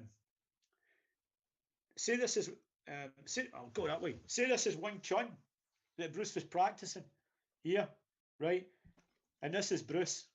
So Bruce realized that I'll come back here, but Bruce realized that to get close to his seniors in Wing Chun, he would have to do 50,000 reps each thing. So every time he done 50,000 reps, he'd get closer, but they would get further away. Then he would continually train and train so hard to get close to him, and then he would get further away. Then one day he realised that he shouldn't be trying to get close to him, but what he done was he done that. That became JKD. He would run about Wing Chun and discarded it. That's what became JKD. Then Bruce went like that, and they couldn't catch him. So I'm back. I had to grab something to drink because that was Jesse taught me. No, taught me that. That was Jesse told me that because we were in a restaurant and we had a couple of beers, and Jesse put 2 beer bottles down and explained that with the beer bottles. Okay. So now you have to tell a few stories. Maybe try not to, like, how do you say, criminally intimidate yourself. A few street fighting stories. Okay. Criminal lines. No. Let's do the first one. There is a rumor that you were challenged by some guys like Ken Shamrock and somebody else. Let's put this out of the way. Ken Shamrock probably wouldn't even know who Tommy was. I can't believe these people. It's like what's the next one? Oh well, Batman challenged Tommy and Superman, you know, and it's ridiculous, you know. It's absolutely ridiculous. Even if they did say I challenged Tommy, you know, it would be a case of I would be, you know, how can you say? I would be honoured that somebody like that would even know who the hell I was. You know, never mind want to fight me. Here's the thing, because when people are jealous of skill from somebody, then they just put some stupid rumors in the internet. Yeah. Okay. A street fighting experience. Would you tell 1, 2 stories maybe, or from your work or something, whatever? Well, when I worked on the doors, we were kind of using this stuff every weekend, to tell you the truth. So there's not many things that I've not done in people. The only thing is I've never eye-jabbed MD. I've never side-kicked him on the knee. But I've side-kicked tons of people on the body, you know. Side-kicked them, back-kicked them. I've knocked a couple of people out with a hook kick. I've used the back fist on so many occasions. Never used the lead punch as much because I think the back fist is a lot more flexible sometimes. Use reap throws in people inside and outside. Choke people, some people claim back fist has no power. Well, if the back fist isn't any power, you should come to my school and see some of my students throwing the back fist, or some of the kids that I teach. You know, in fact, one of the kids I teach, young girl called Summer, she's only 12-year-old, you know, and you want to see the back fist she's got on her. You know, I hold the pad and the crack it comes off her, and I think, man, she's 12. What would she be like if she keeps training and she's 16? The power she'd have in her, you know. So I'm like, again, it's just down to a simple thing that people make comments that really haven't totally looked at something long enough, or they don't understand something. You know, that's the bottom line. Absolutely. Okay.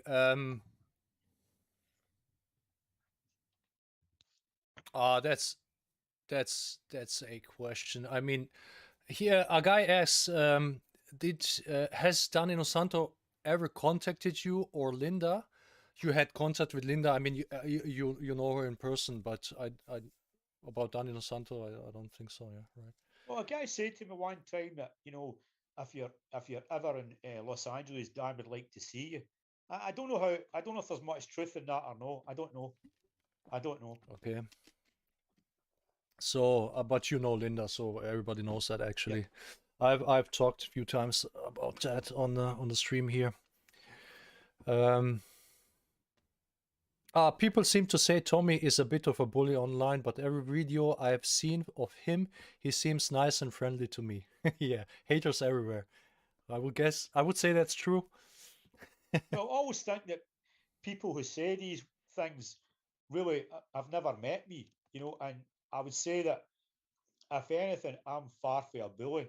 The only thing is that I've said online is I've just gave people my honest opinion, and I really don't think that when you give people your honest opinion, you could be classed as a bully.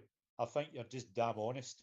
I think the problem is online, you just read the text and Probably. and then and everything else goes in your head, so you I don't see know. the face, you don't see like when I No. speak to you here, you don't see how you would give your honest opinion just like you're talking here, and that's Yep.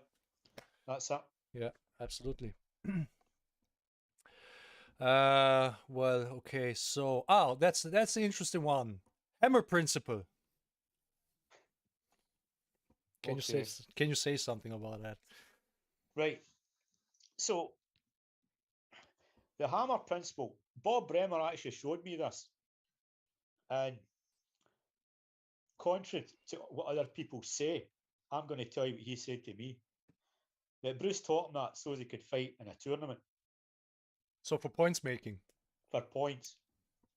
Because you've got to remember on the street, you're not going to stand with your hand like this or your guard up. You're going to have no guard and you're going to launch your attack or defend for nothing.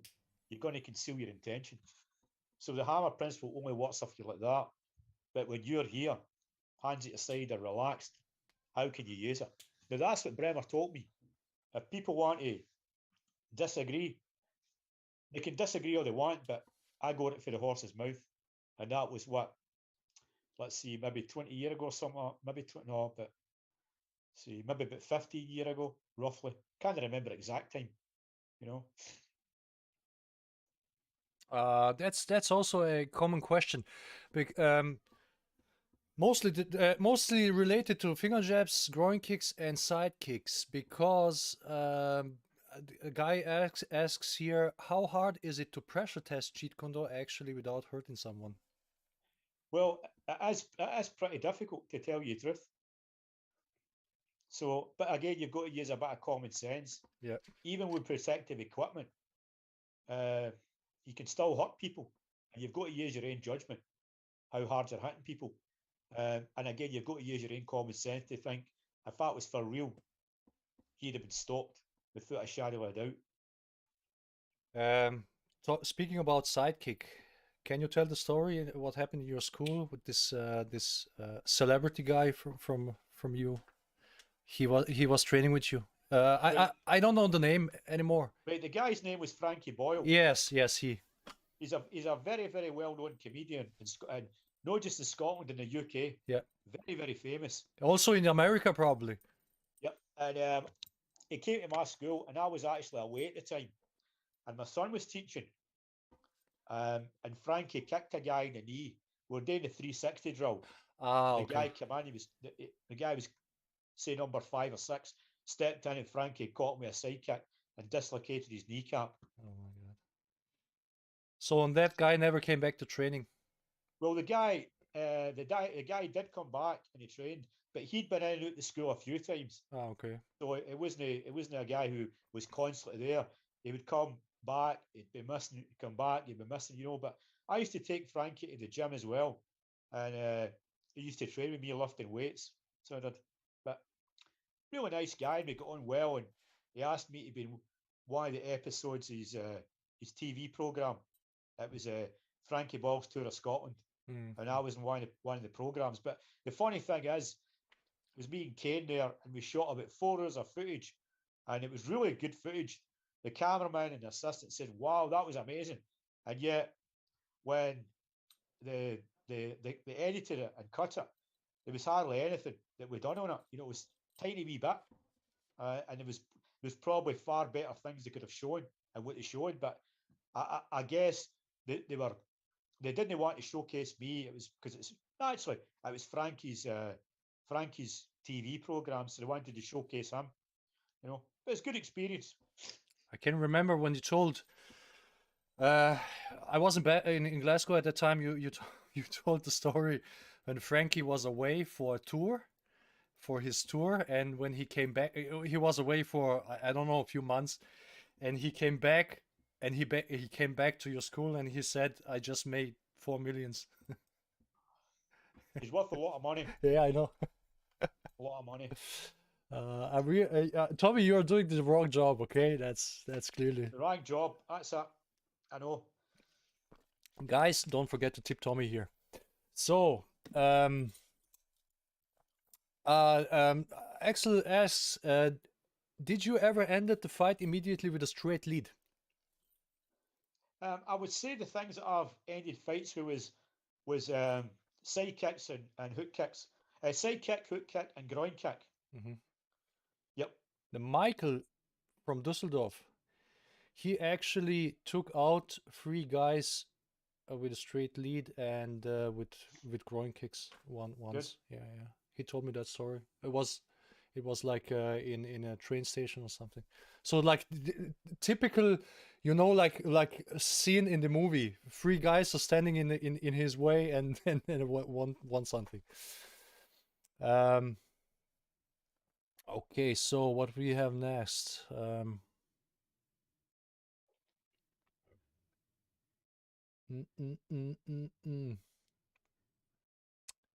Guys, like I said, please just ask questions. If you're talking too much in the chat, now I have to read everything till I find the next question. Oh, that's a huge subject. Tommy's ideas on distancing, countering, and different ranges. My God. I mean, we have already talked about different ranges. So where would you start with that? You know? Yeah. Let's condense that. Well, countering again. Yeah. Back to Bruce's principles before, during, and after. That's because somebody said to me one time, I think it was on Facebook, how would a JKD guy deal with a Muay Thai roundhouse kick? And I just said to him, well, before, during, and after. Absolutely. And he says, what does that mean? I said, well, you kick him before he kicks you, you kick him in the middle of him kicking you, or you let him kick you and then you kick him, or punch him, or whatever. So that's Bruce's theory on counter-attacking. Certainly, the first one is the most difficult, takes the biggest amount of skill, and that's before the attack. Intercepting. Say, just as you see his body weight shifting, and then you just conclude it. And again, that gets you back to the progressive weapons chart. Depending on the distance, what weapon you're going to use, and that's basically it. Simple. It's not complicated. Speaking of Thai boxing, do you know the story? Bruce was looking for a movie location. He was in Thailand. He watched Thai boxing and what he said about that. You know this? No, one? I don't really know. Okay. So basically, what it was, I read in a book. A student of him said that Bruce was watching Thai boxing, and he said he didn't like it because there was no broken rhythm. It was all predictable. That's right. Yeah, just predictable, standing around, just punching, receiving punches, punching, receiving punches, punching. I mean, I don't think that's a really good practice because I think years doing that line, you have a lot of problems. You know, I saw some Thai boxing guys on Facebook, and they were just letting each other punch each other in the face and kick each other. And I think, seeing about 20 or 30 year time, you're going to have trouble eating soup. Yeah. Because your brain will be scrambled with the impact to that. It's not a good practice. And you have to learn to evade. Yeah. Maybe it's an ego thing, but it's not healthy. No. What's your best advice for someone to go from beginner to advanced level? Best advice? Yes.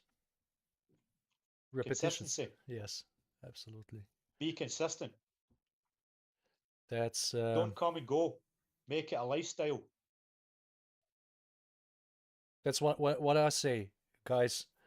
I'm not here because I'm just here. Or you're not here because you just came up. People when you look at you, they just see the end result, but they don't see the amount of training that was behind that. Yep.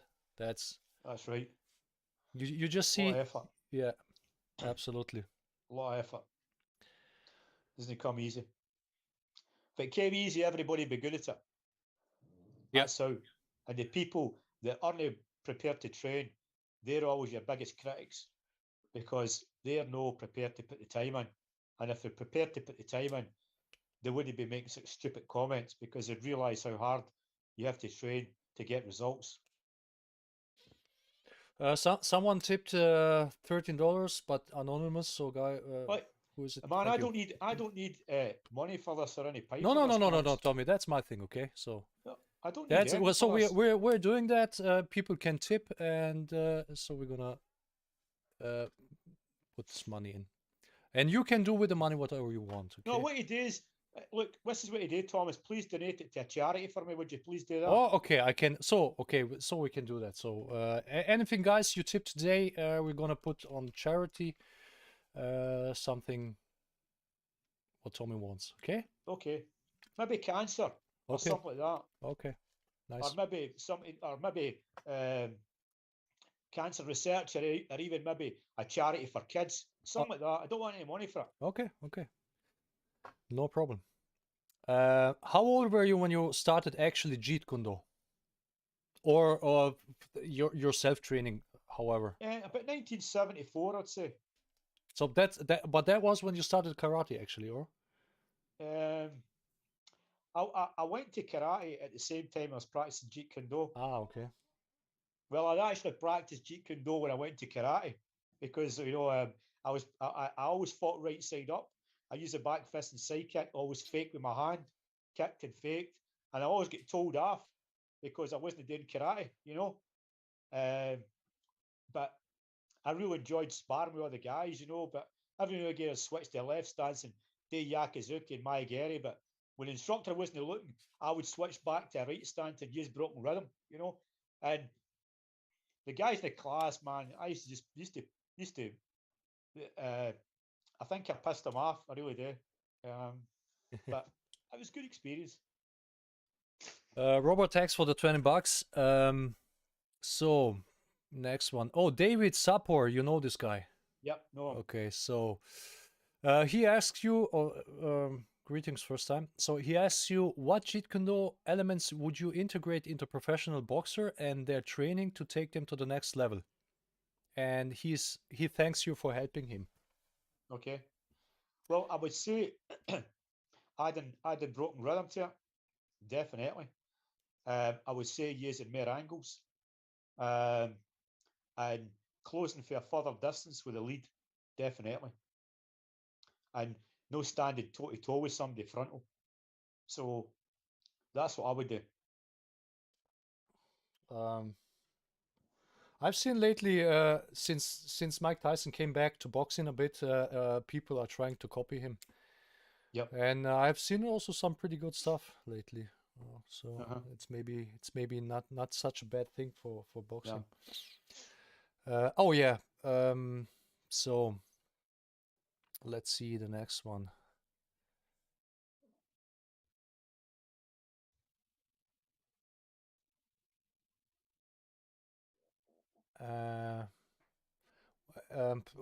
That's not actually a question.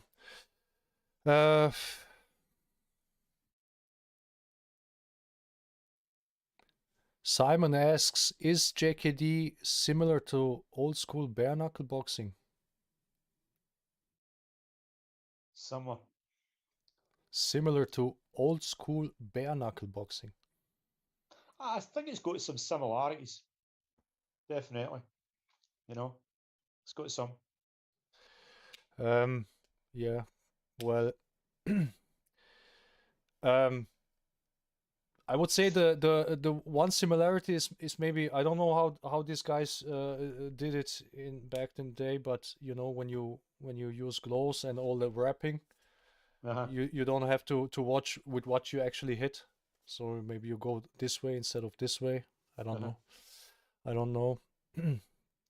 So guys, more questions, please. Don't just talk in the chat.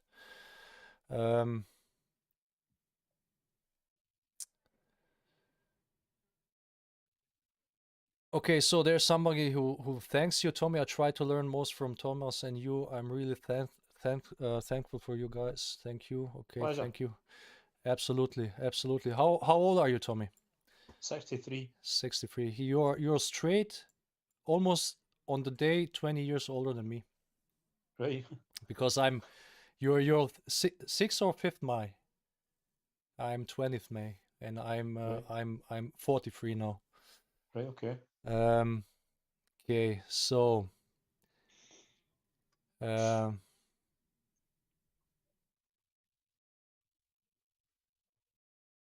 okay, so we had that question already. What Tommy thinks about idiots saying Bruce couldn't fight.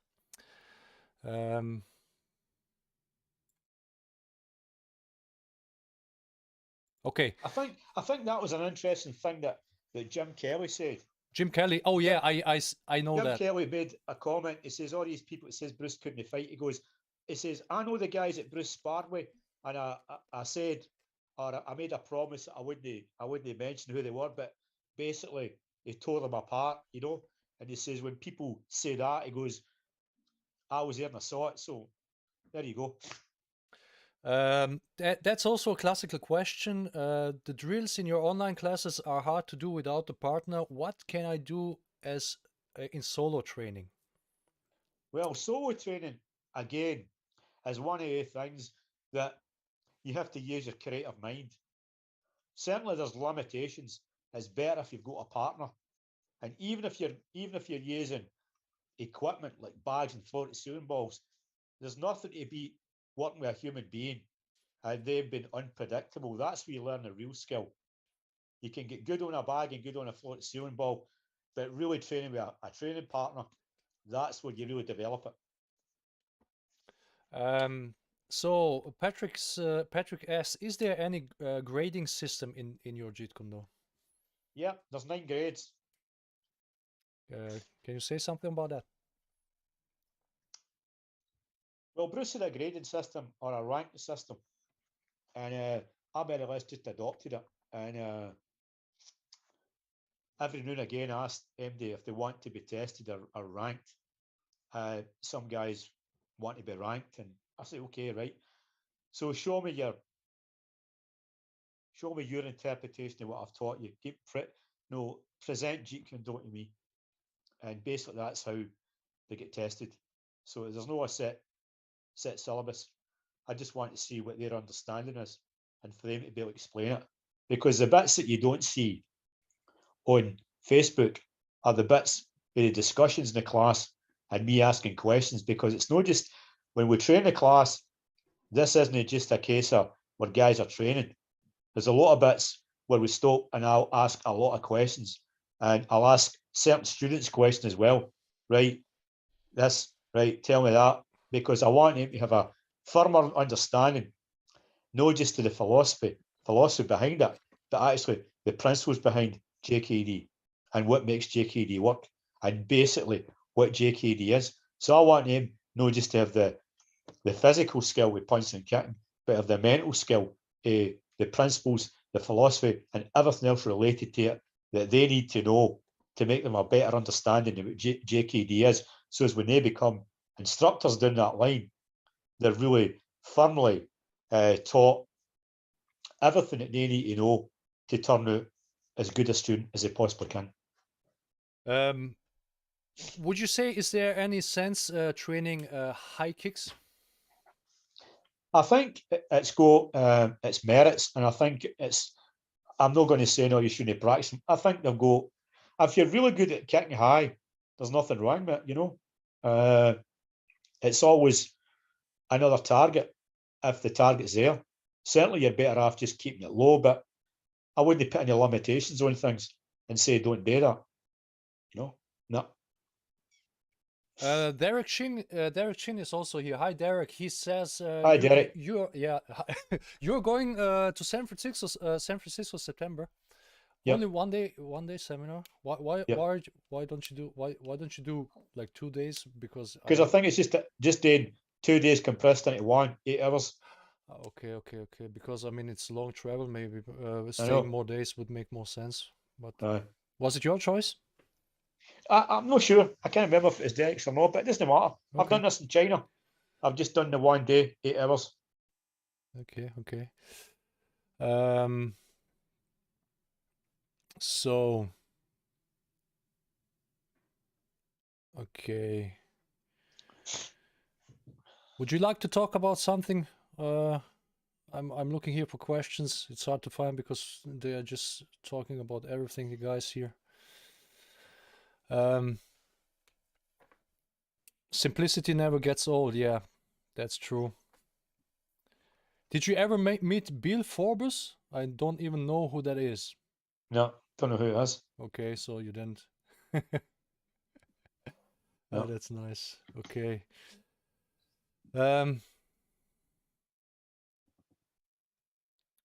Okay.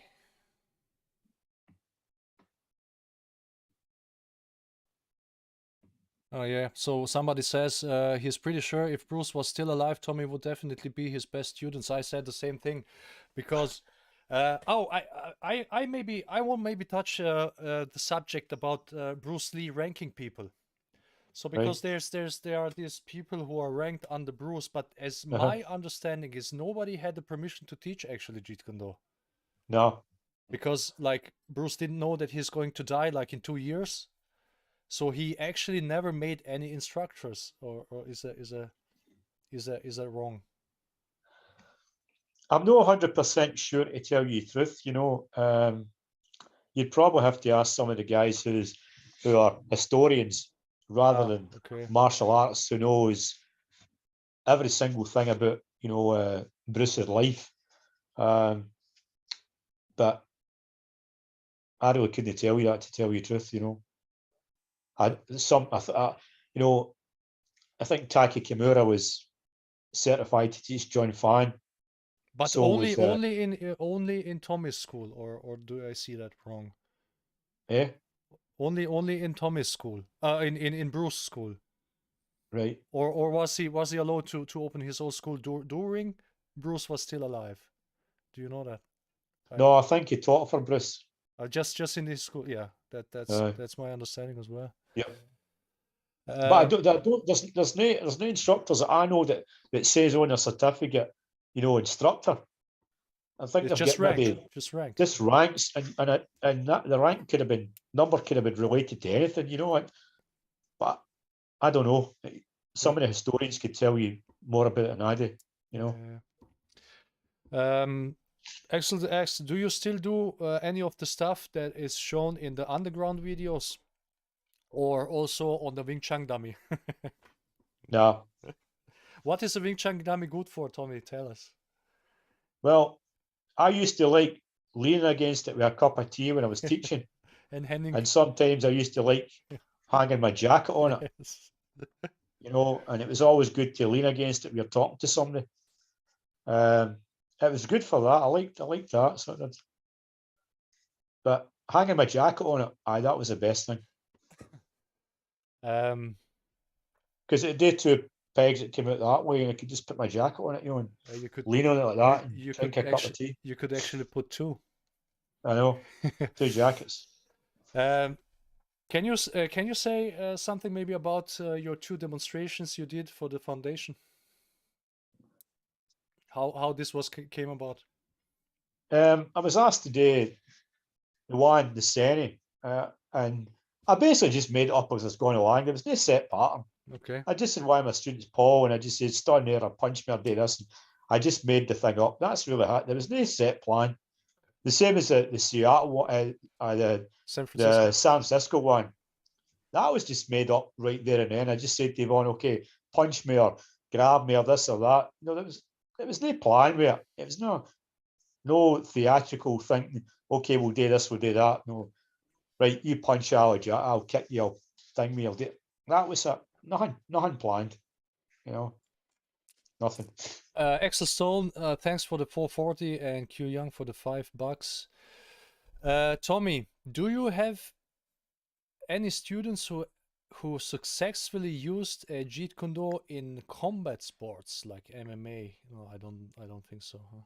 No, you can't. The way Tommy teach that, you can't use that in any combat sport. You know, like when you go to Tommy's class, you just constantly train to kick to targets like groin, eyes, knees, and okay, there's also part of boxing which you actually could do. Hey, Tommy, what's about you were looking for a guy to train for boxing? What's with that? Is there any progress? No, nothing really happened. Nothing really happened. So, guys, No. is it? Are you still looking for somebody? Well, if there was somebody local who was really interested in putting out and had a bit of talent and wanted to be a professional boxer, you know, I'd certainly be interested in that. Yep. So, okay, so you heard if you're interested in actual boxing competition, Tommy can teach that, and I can tell you it's far better than anything around, which nobody's going to believe me anyway. Right? Yeah. Oh yeah, maybe we can talk about this. Pad Okay. work. Terrible. Do you know where this comes from? Flashing pads forward. Just a bad habit. And It's something that somebody done, and then people just took that as gospel. That's really what happened, and then everybody copies it. I've never met anybody that threw a jab and tried to punch the jab here when they pat the jab that way. You know, it's the last time I looked at it, a jab came that way, and my way of thinking the pad should be like that. It shouldn't be like that, because that doesn't represent the target. You know, and people throwing the hook and they do that. You know, like the guy's head goes into the hook. You know, why don't you just keep it here or on that side of your face? If that's supposed to be the target, and he hits it there. You know, so it's really just a bad habit that people didn't get out of it, and it became gospel. And it's I mean, the way I look at it, you know, if you don't fight in the ring like that, then don't train like that. It's the same as when people are punching. They're punching with 3/4 extension and they're not using the full reach. Yeah. So if you're in the ring, you don't want to punch with 3/4 extension. You want to use the full extension so that you can keep as far away from the opponent as possible. So if you don't use the full extension, you need to be close enough to get the guy with that punch. So the way I always look at things, train the exact way how you're going to fight somebody. It's common sense. You know, so it's the same as when you see them throwing a hook with a pad, they throw the hook and they go over the top of their head. Well, if you've got the pad, sweep the pad there as if you're going to hit him, so that he's going to go underneath it. Well, try to essentially, you know, but don't go at that and then give the tap it. You know, sweep it like that horizontal. So if you're throwing it, you would just sweep it like that. See that? And you go under them. He's going to move under that way. Well, it's reversed on this camera, but you get the idea. Yeah. But if you go like this, he just does that. You know, it doesn't represent somebody actually throwing this hook. When you're going down, I mean, maybe there are different ways, but would you rather use more legs or upper body, or you can do both? You can do both, but see, the thing is, if the person throws a hook and you just duck under it, right, you come up to getting punched. So when you bob and weave, it's a good idea to go like that, right? Take a step and move to the side, and then turn. Then it means you're off to the side of the arm. See that? You'd end up on that side, rather than you end up there. So if you threw the punch and you just ducked underneath it, right, you end up here where he can just go like that and hit you. But if you go like that, see, and you move inside and under, you end up here. So it means it's difficult for him to throw the punch. Simple. And it's easy to bob and weave when people throw punches like that, hooks like that. But when you do this, now it's really difficult to get underneath this punch, this hook, because you get caught in his forearm. And you get caught here, then he can hit you with a shovel, or he can hit you an uppercut there. See that? Fabian is in the chat. So not my student, your student, our Fabian. Ah, good. Hi, brilliant. Fabian. He asks you if you had someone come to you to learn Jeet Kune Do, but they had no athletic ability whatsoever. Well, there are many people like that. Would you persist with teaching them Jeet Kune Do, or would you just then teach them non-classical Kung Fu instead? It really just depends. It's everything would have to be trial and error. Sometimes people could have no athletic ability, but they've got so much determination that they eventually get it. So it's really just down to the individual. That's really what it's down to. So basically, everybody's different. Basically, what you're saying, if they are determined to learn, then you would teach them. Yep. Yeah. Nice. Okay, so what happened actually? You were actually one time training guys like non-classical kung fu, and then you did 2 classes in Glasgow. That was a few years back. You remember? And then you like if they came regular to training, then you switched them to Jeet Kune Do. Well, I used to teach.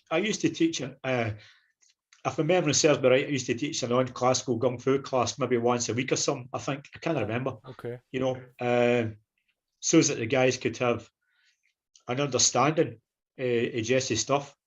But all my guys at the school they've all practiced non-classical kung fu.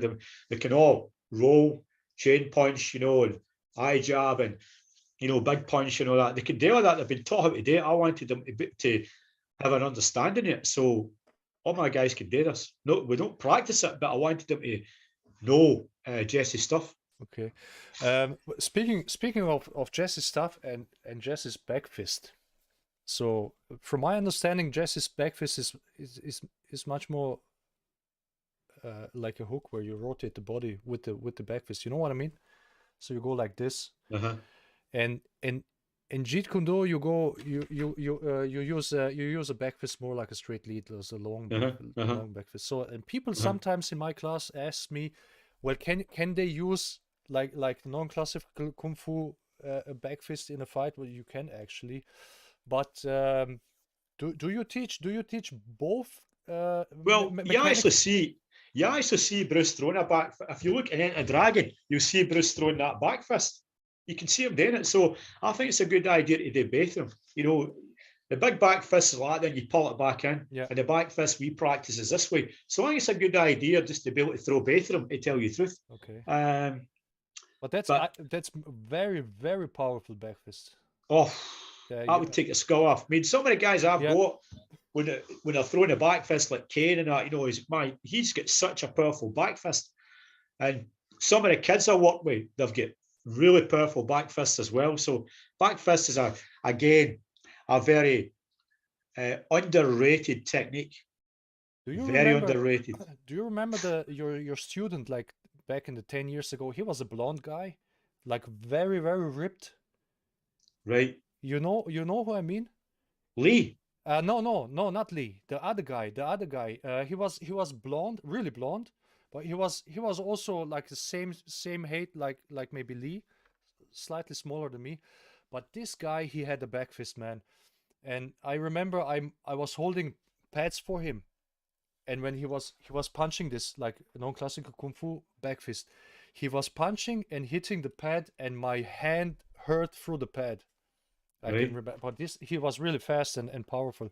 I don't know what his name, but at some point he stopped training or coming to your school.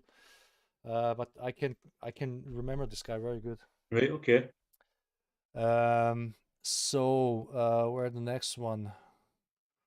Oh, that's the interesting question, which I actually would also like to know. How did you transition from teaching martial arts full time from your normal job initially? Did you like work and teach aside, and then eventually went full time? Yep. When I had enough people, I decided just to go full time. Okay. So martial arts, to make a living out of it, is incredibly difficult. Yeah. I wouldn't say to him like go and do it. I would say, get a good education, get a really good job, a good career, work for a company. And that's it, because martial arts, as I said, is incredibly difficult to make money out of it. Especially like this And it's Jeet soul Kune. destroying sometimes when you put so much effort into teaching, and the next night half the class doesn't turn up, and you expect everybody to turn up because you tried your best to give them a good workout. So you've got to have a lot of patience when you're teaching people, but it can be very soul destroying. And if you think that you get into martial arts, they're going to make a ton of money, then you're under some kind of illusion, because majority of people who teach it don't make a lot of money. Well, I can tell by myself. I'm probably the most known guy under you, and I can't live from that. So you guys know, okay? I mean, that's rarely the thing. The next one. Oh yeah. Tommy, you trained for a while with Bob Bremer, Tim Tackett. What are your impressions of these trainings? Well, what I understand, you were invited and you were just for 2 weeks there. So I was there for a week. Oh, for 1 week. Yeah. Okay, so you want to say something about that? So I was there for a week. Tim Tackett invited me across to stay with him for a week. And Bob Bremer was there, and Jim Sewell, a couple of other guys, I can't remember their names. It was pretty interesting, but slightly different from what I was practicing at the time. What I was going to say there, I went to Bob Bremer's house as well with Tim Tackett, and he talked about training with Bruce. Bob Bremer was his original student, yeah, right? Yep. Okay. And we just sat and talked about that, you know. But they were heavily hung up on the hammer principle and very much into grappling, which I really didn't see the point of getting into so much grappling. You know, some of the guys you had were pretty good, but I just didn't like the approach. But if that suits them, that's entirely up to them, you know. It was more like concepts. But, you know, as I said, I enjoyed the experience. I enjoyed the time. It was really good. And I got on very well with Tim and his wife, because both of them were from Scottish descent. Oh, really? So was Bob Bremer's wife as well. So we really did have a great connection there. And I really do like Tim and his wife. I mean, I don't know if his wife's still alive or how Tim's doing, but I got on well with him. And there's quite a few things that I shared with them that they were interested in. Daka asks, I don't know if you know that, but I'm going to read it. Thoughts on Bruce wanting to go back to the method book? What do you think he would have added or have taken out? What he's talking about is in this. I don't know if you have this one, the complete edition. Shannon wrote in the foreword that Bruce, like in 1973, short before he died, he started to rearrange the pictures he had here made for the fighting method book. So maybe he was going back to the idea to bring a actual book out. Right. So I mean, what thoughts would you have on that? I don't know. Well, after he done the book, I think he didn't want to do it, you know, and maybe he went back and had a look at it and had second thoughts, but maybe when it came to it, he probably still would never have done it, because I don't think maybe Bruce, I never met Bruce in person, but judging by the people that I did meet that knew him incredibly well, I think maybe he might have changed his mind, because I think he wanted to keep a lot of things to himself. What I think maybe to this subject is, I mean, at that time, shortly before Bruce died, he was a very well known person in Asia, and you know, after making, I mean, he died before Enter the Dragon came out, but I think he attended this. They do the screen tests of a movie before they bring it in the cinema, and I think he attended this one, and it was very, very popular even in the US. So I think he knew that he's going to become a known guy, and like with this idea, you know, when you then make a book, maybe you can reach more people, something like this. I don't know. Maybe I don't know. It could be. We'll never know. Yeah. No. Maybe when we die. Maybe we die. You know what I mean? How different is non-classical kung fu of Jesse from late Jeet Kune Do, and since the finger jab and closing in, is it similar? Is finger jab and closing in similar in late Jeet Kune Do and in non-classical kung fu? That's basically the question. In non-classical kung fu, there's no any stances, and there's basically one direction that's forward. JKD, you've got 4 directions: forward, back, right, and left. So, and there's no any broken rhythm in non-classical kung fu, and there's no any fake to a certain degree. You know, it's more or less just a straight line, and it's about turning the guy off the center. That's it. There's no back away, and there's no defense. Can you tell me what Jesse told you, why he doesn't teach any defense?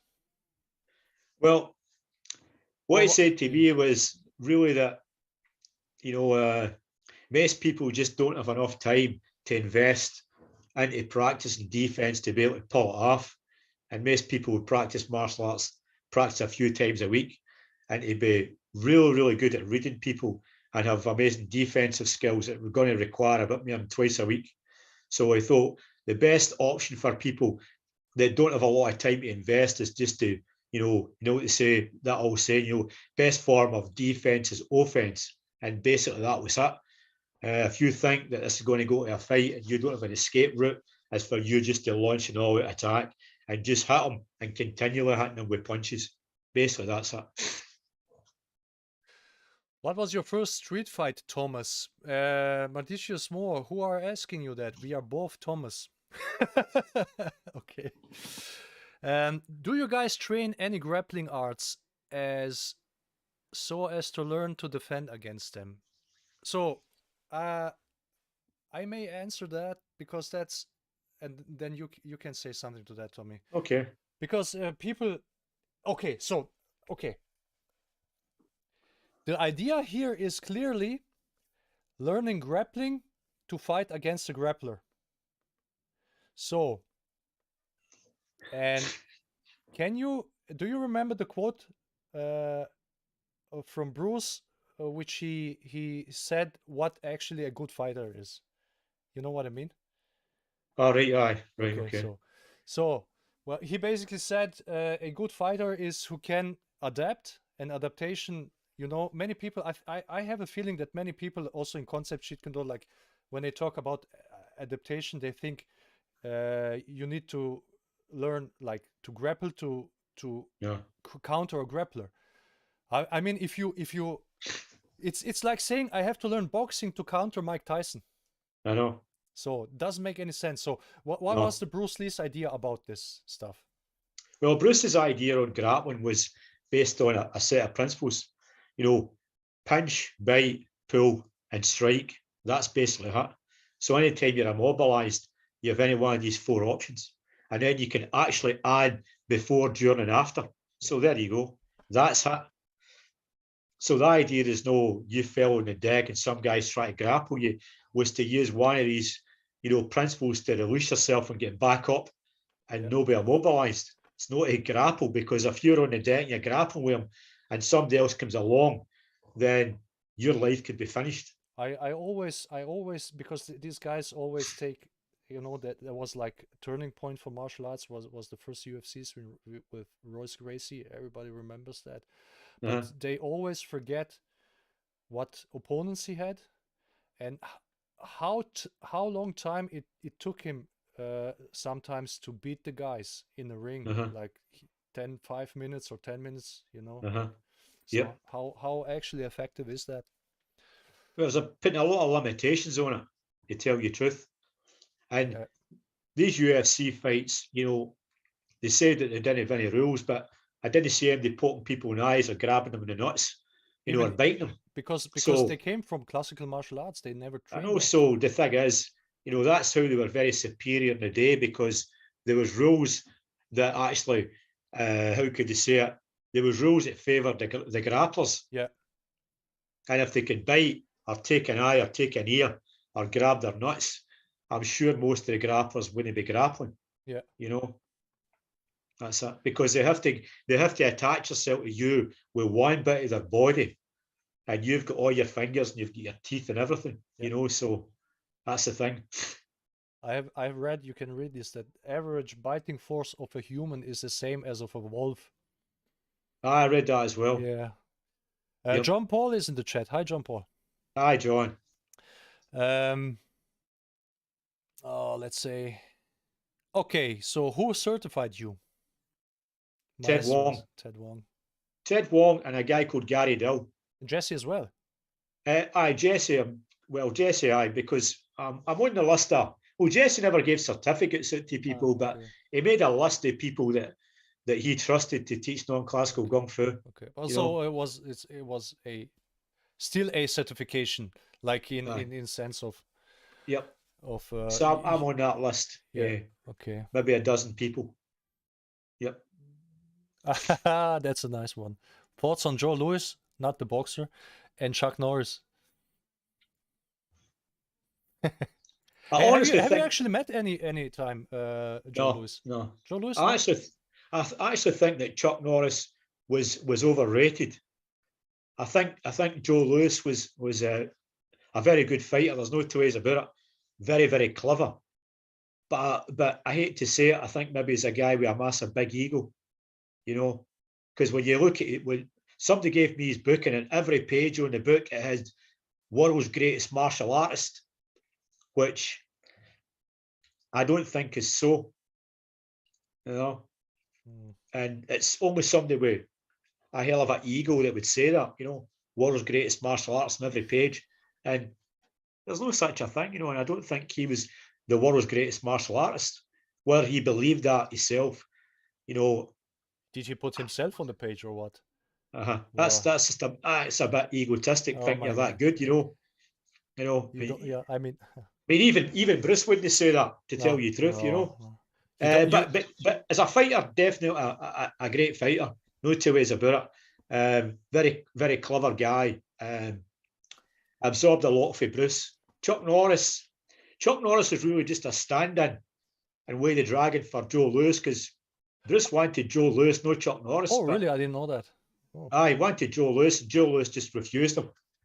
But I saw footage of Joe Louis kicking the kick shield. It was on YouTube ages ago, and I think to myself, God's sake, I've got students who kick it 100 times better than this guy. I know. I think Joe Louis himself used to always condemn Chuck Norris and say that he wasn't a real fighter because he was a points fighter. Yeah, true. You know, wasn't a full contact fighter. But did you see the recent interview from Chuck Norris? I saw that. It's just like a 2 minutes cut out, right, where he actually he talked about sparring with Bruce, and the interesting thing he was saying. Well, sparring with Bruce was like you attack and you do serious attack and you get countered and then you switch. I did see it. Did you see that? Because people always talk about the sparring. Bruce Lee sparring is so important, sparring, but they don't know what actually Bruce did in sparring, or what he calls sparring. It's not the same like they are doing in a like modern martial arts. Okay. Right. Or what would you say? Well, I'd say that, you know, probably he would have maybe asked him to throw maybe any kick or any punch, and Bruce would practice countering it. And he'd probably done that with quite a lot of people. And he's probably looking for something that works against everybody. So, you know, I think the thing that Jesse said was quite correct. And Jesse used to always say, Bruce didn't teach these people, Tommy.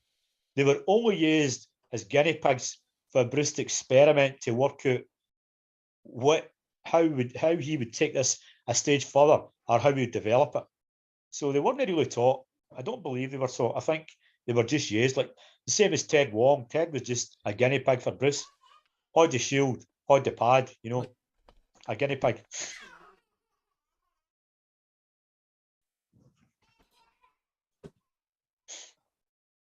Oh, my little one is tired. She's crying. Okay. Yeah.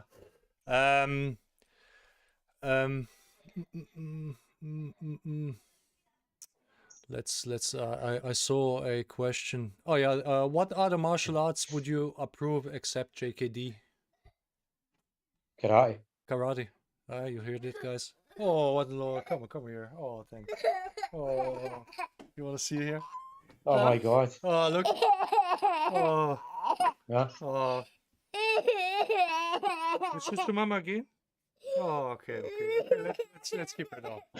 Let's keep it here just for a moment, okay? Are No, there?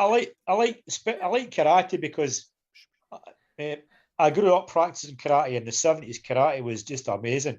Okay. Some of the instructors were just so powerful and so fast, and they really did inspire me. There's no two ways about it. And they were in great shape, and they were just such tough guys. And I think karate is a bit underrated. Well, a lot of people slate karate, but some of the guys that I trained with in the 70s, you know, they're yakizuki. If they punched you with that, I know. my God. Also Kizami, they use it all also sometimes as like an intercepting idea.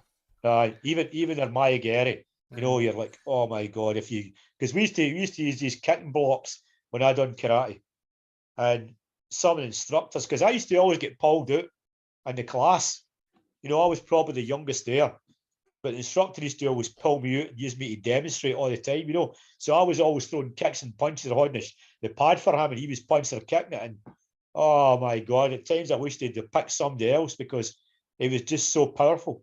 And he was only one of so many like that in the class at the school, because I went to this karate school that ran 6 days a week and ran, you know, numerous classes every day. And they had about a dozen instructors teaching and a revolving rotation every hour. And they guys were just amazing. So karate, definitely. I like boxing as well, but karate, no. Nice. I did karate also before I started Yeah. Jeet Kune, like for 3 years or something. Uh-huh. Yeah. Siu Long asks, are there any Jeet Kune concept school in Glasgow? I think there are two or something, huh? I don't know if there's any. I don't know if the people that used to teach concepts. I don't know if they're still teaching or not. I don't know. Yeah. I don't know. That's a question. What most instructors in original Jeet Kune lack? You understand? Imagination. Probably. Um, is this a question? Tommy, has any students ever injured someone after being attacked in a street fight? Any of your students? Do you know of any street fight of your students? Yep. Do you know the stories about it? What happened in short? A couple of guys I taught in the past broke people's legs with side kicks. Ooh. A few of them used the back fist to knock people out. What else? Just throwing hooks at people, knocking people out with hooks. So, yep. Quite a few of them have used it. There was I can remember in your old forum there was this guy. He used a name like Banana something, and he was constantly going around and punching people in the street until you kicked him out of the school. Remember this guy? Right. I'm not sure what his name was. I think I never. There's been a few people that I had to eject for the class years ago that just had the wrong attitude. That all they wanted to do was hurt people, and people aren't there to be hurted. They're there to learn. They're there to train in a safe environment. So he had to be ejected, and so was another guy. So both of these people were just bullies. That's all. They're nothing but bullies, and they're no good. They're no good in any martial art out there because all they want to do is hurt people. But when people gave them the same back as what they gave them, they can't take it. So they people are no good for martial arts. No. Do you have any dates or plans in the near future to do a seminar in London? No. No. So if you want, guys, if you want Tommy is doing seminar somewhere, anywhere, you have to invite him. Okay. Yep, sure. David Hodges asked, "Is there any scope for blade work within Jeet Kune Do?" No. How would you? There's. I remember you explained once how you would use weapons in Jeet Kune Do. Can you elaborate? Well, the thing is, the movements that you're making with your arms are the same as the movements you'd make with a sword. So it's dead easy to put a weapon in your hand and use it. I don't think it's that difficult. But I wouldn't advocate anybody to take a blade and use it, because you're just going to jail. Yeah. No, that's just crazy. No. There's one thing defending against it. There's one thing using it on people. So you're not allowed to carry knives in Great Britain and Germany as well. And quite rightly so. You know, Absolutely. in America, people carry knives for protection, and that's their right and their freedom. But certainly, you know, if people are allowed to carry knives here, especially in Scotland, they would make America look like Disneyland. If they were allowed to carry guns. If people are allowed to carry knives for protection in Scotland and allowed to own firearms, firearms, Scotland would make America look like Disneyland, because people here would be using them more frequently than they do in America, and that's a fact. Oh, there was a guy asking, can you make would a hand before foot be useful in professional boxing? What is that? Would hand before foot be useful in professional boxing? Sure, of course. John Paul asks, what is the most important thing to get in Jeet Kune Do in order for it to work? The most important thing to get? To get in JKD in order for it to work. That's I think what he's asking, what is the most important to build up in your training to make Jeet Kune Do work? But there's no really just one thing, to tell you the truth. There's quite a number of things you need to work on. But I would certainly think, or I would certainly advise that the ability to see and no hesitate and move, they're really paramount. And again, that's all wrapped in with timing as well. But most people don't train their eyes enough in JKD and ability to move. You've got to train your eyes to see and your feet to move and not to hesitate when you do see an opening or a position that you can take advantage of, or the person's shifting his weight, or you can pick up the emotional side of things where you can pick up his anger, and you know that you've not got an escape route, and you don't hesitate, but you move forward and execute the technique. That's about it. You do that, and you train to do that, and you'll be ahead of nearly everybody out there in the hand-to-hand combat world. Sometimes people ask, because like JKD is a pure street fighting art, what is the sense behind training in the stance? Because in the street you don't take up a stance. Maybe you can explain this. The stance is actually a vehicle. It teaches you how to deliver your weapons. That's it. You don't necessarily start in it, but you finish in it. Yeah. So it's really advantageous to learn how to move your feet and how to take up the stance, how to fold the stance up, how to put it away, you know. But for real, you don't take up a stance. And this is one of the things that I showed Tim Tackett's group about fighting for no stance and moving through it. And that was taught to me by Howard Williams, one of James Lee's students. Yeah. Which Jesse used as well. How's your relationship to Howard, actually? Well, I got on really. Howard's passed away now, but you know, I got on really well with Howard. I really did like him. I liked what he taught. I liked the compactness. I think Howard and Jesse were very, very similar in a lot of ways. Shape, size, speed, power, they were very, very similar.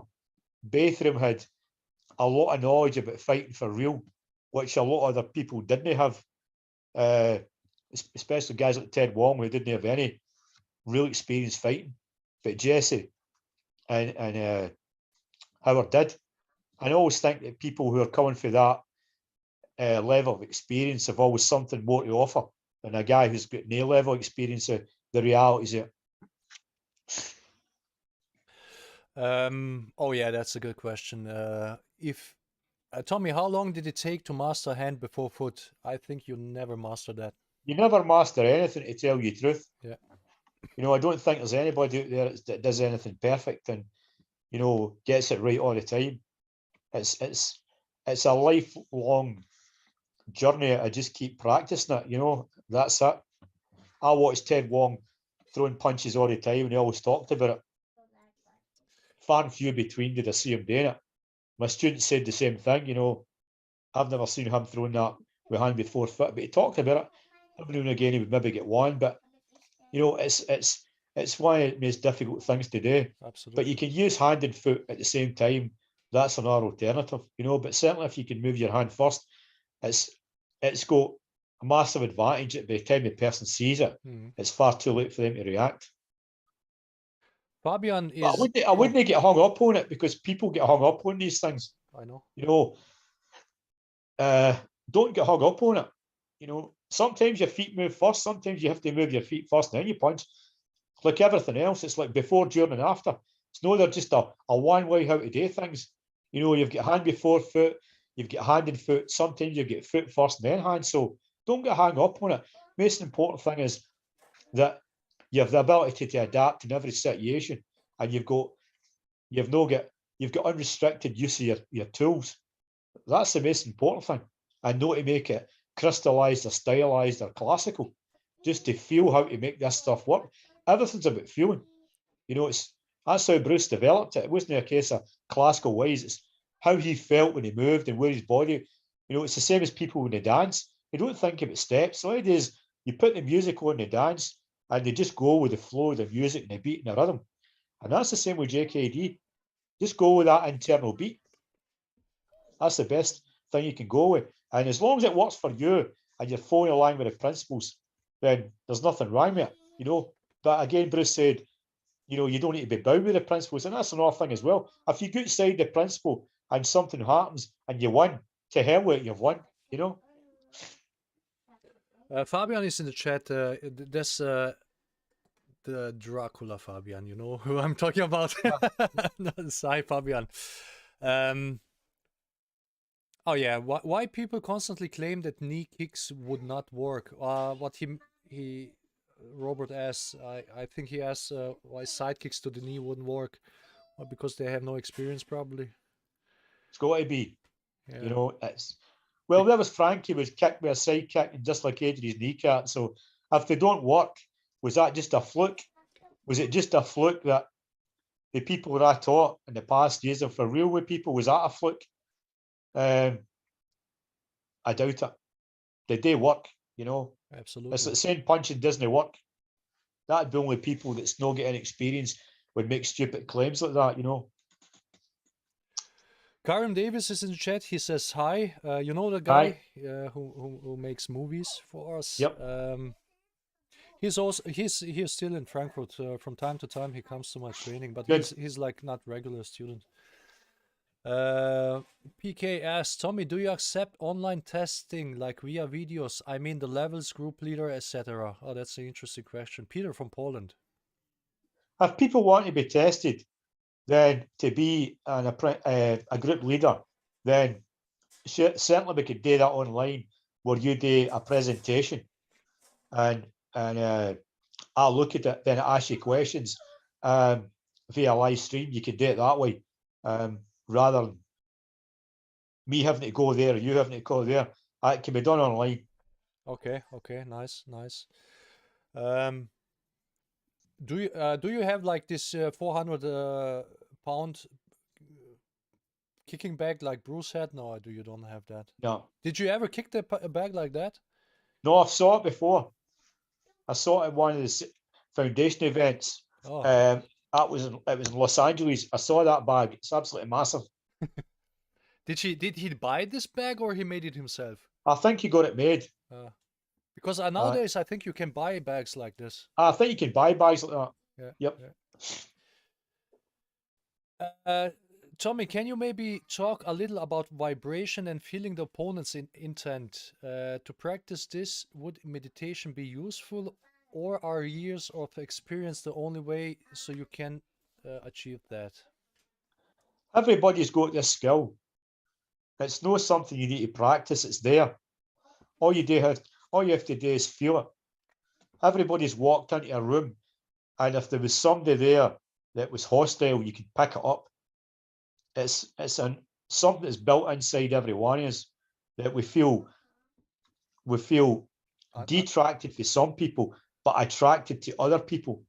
And when you walk into a room and somebody's hostile, you don't even have to look about, you can feel it. And that's what you should pick up in a street fighting environment, because there's very few people that's going to launch an attack that you only feel like anger or aggression. And you can feel it, the magnitude getting bigger and bigger. And then when it gets to the peak, that's when we'll start to launch an attack. So really, the high stage, you actually intercepting or hitting people or countering or whatever you want to call it, it's entirely up to you, is really, if there's no escape route and you feel the vibration, the anger, and you know this is going to manifest to a fight, then just launch an attack. Simple as that. You beat it before it starts. You beat it before he's even shifted his weight. And that's it. Simple. And I remember I asked a police woman this same question. Yeah. That somebody had asked me, is it okay to hit somebody if they don't attack you?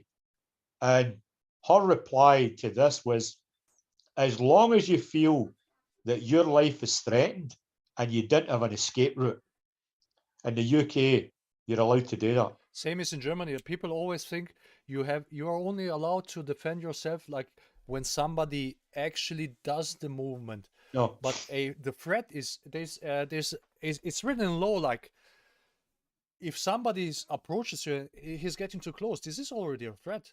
You don't have to wait for him to stab you or something. No. So because nobody who's like, normal, he's not just going to come after you. That's, I know. Yep. It's the most normal thing. I also think it very interesting. Like sometimes people from America say if you use a eye jab, then you can get trouble with the law, but right. At the same time you can just shoot people dead. I mean, you know what I mean? I know. I mean, there's talk about if you use an eye jab, you get in trouble with the law. And you look at them, in America, you can carry a knife, you can carry a gun, and they're complaining about an eye jab. Yeah. I think that is ridiculous, because an eye jab is as severe as pulling a knife on somebody or shooting somebody, So I don't understand that one. I do. I don't get it. Yeah, that must. I think that's just an excuse, nothing Yep. else. Yeah. Wolfgard and Derek Chin. Thanks for the membership. Derek is also in the chat. So what do we have next here?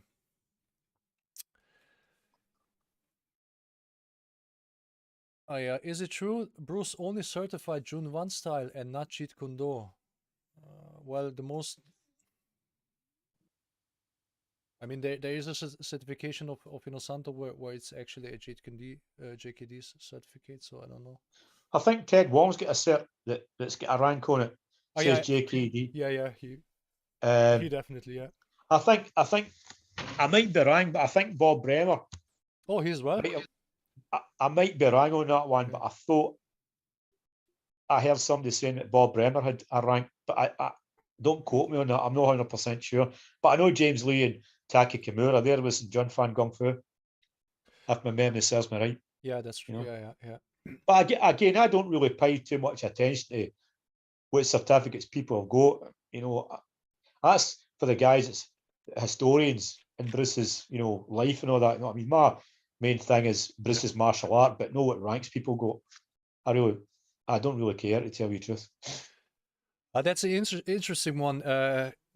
Are your online JKD lessons up to date, or have you refined and eliminated some of the stuff that's still in online lessons? And are you doing updated online lessons? I were always refining everything, but I don't have any plans to do any more online lessons. I don't know. I don't have any plans at this moment in time, but who knows? I'll never say never, as they say. Okay. Are people still taking online lessons? Yep. Okay, nice. That's nice. Nice to hear. Nice to hear. Okay, well, Tommy's, your underground videos, are you doing 100% Jeet Kune Do there, or also some of non-classical Kung Fu? You remember?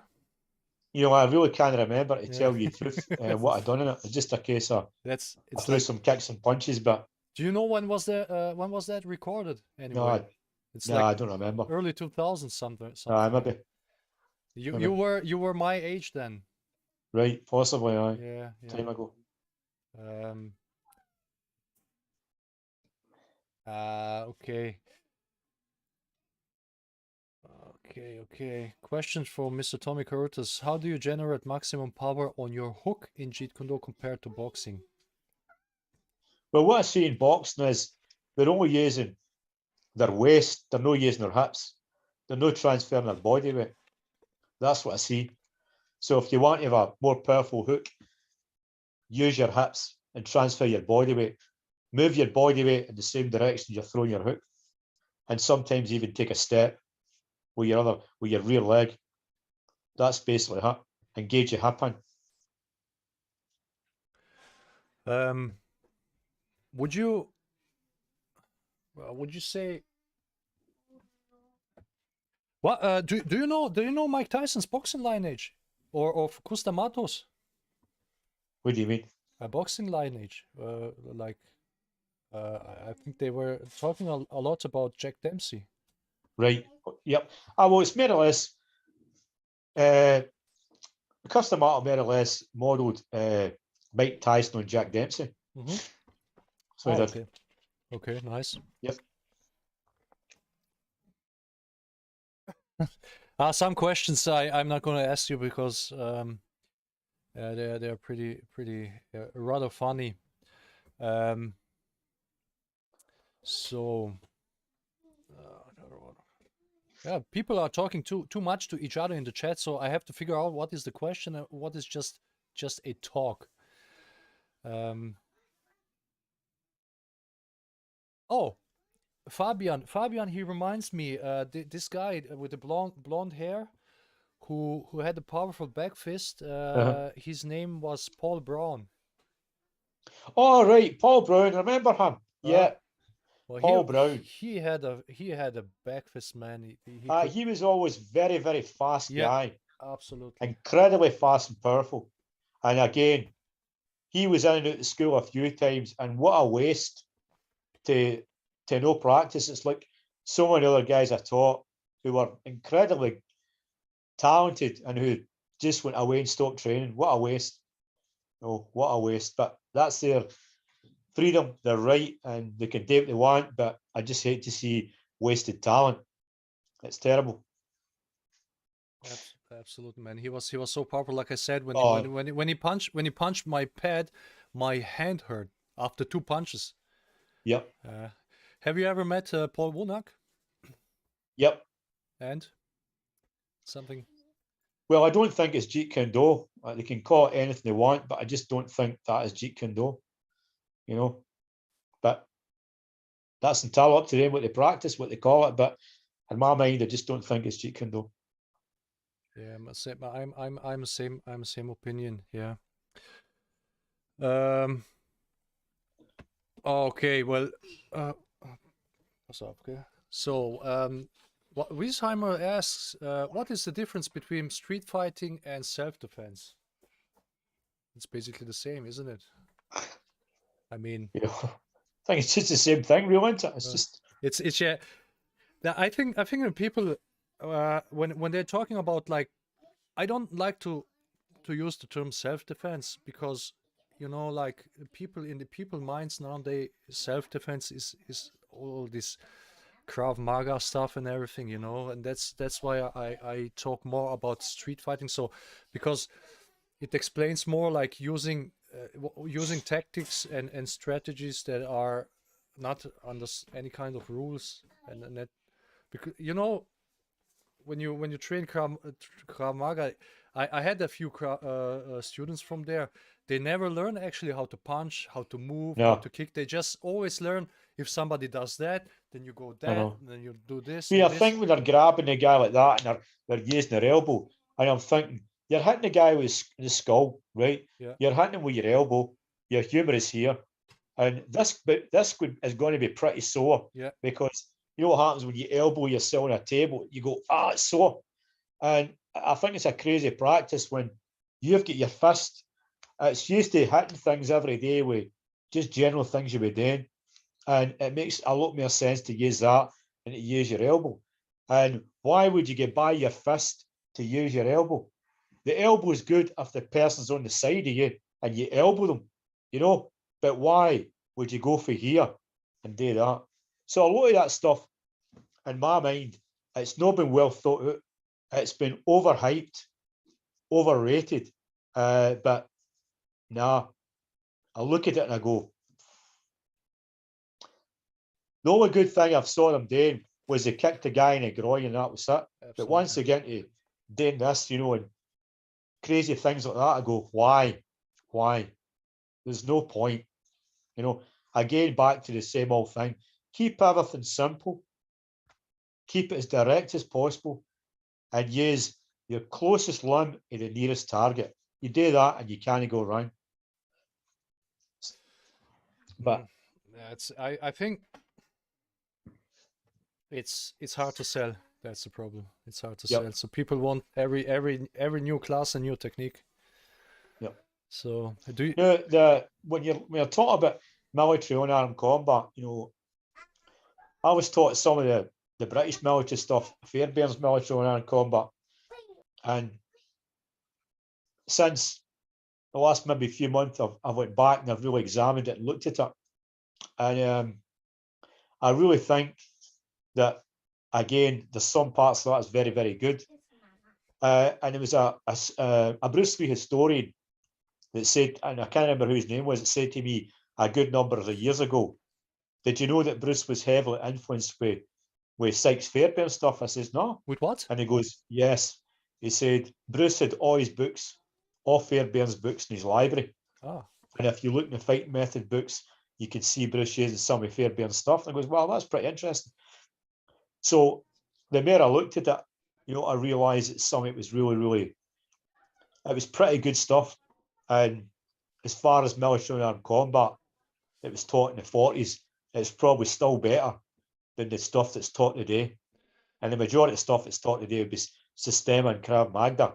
And both of them leave a lot to be desired, you know. And now, I think it was on YouTube, there's a bit with Fairbairn's talking. Yes. And he said that attack the closest part of your opponent's body with the nearest weapon you've got. I'm just paraphrasing. And I went, my God, I wonder if Bruce took that for there. Because he did say that. And he talked about simplicity as well. That's another thing.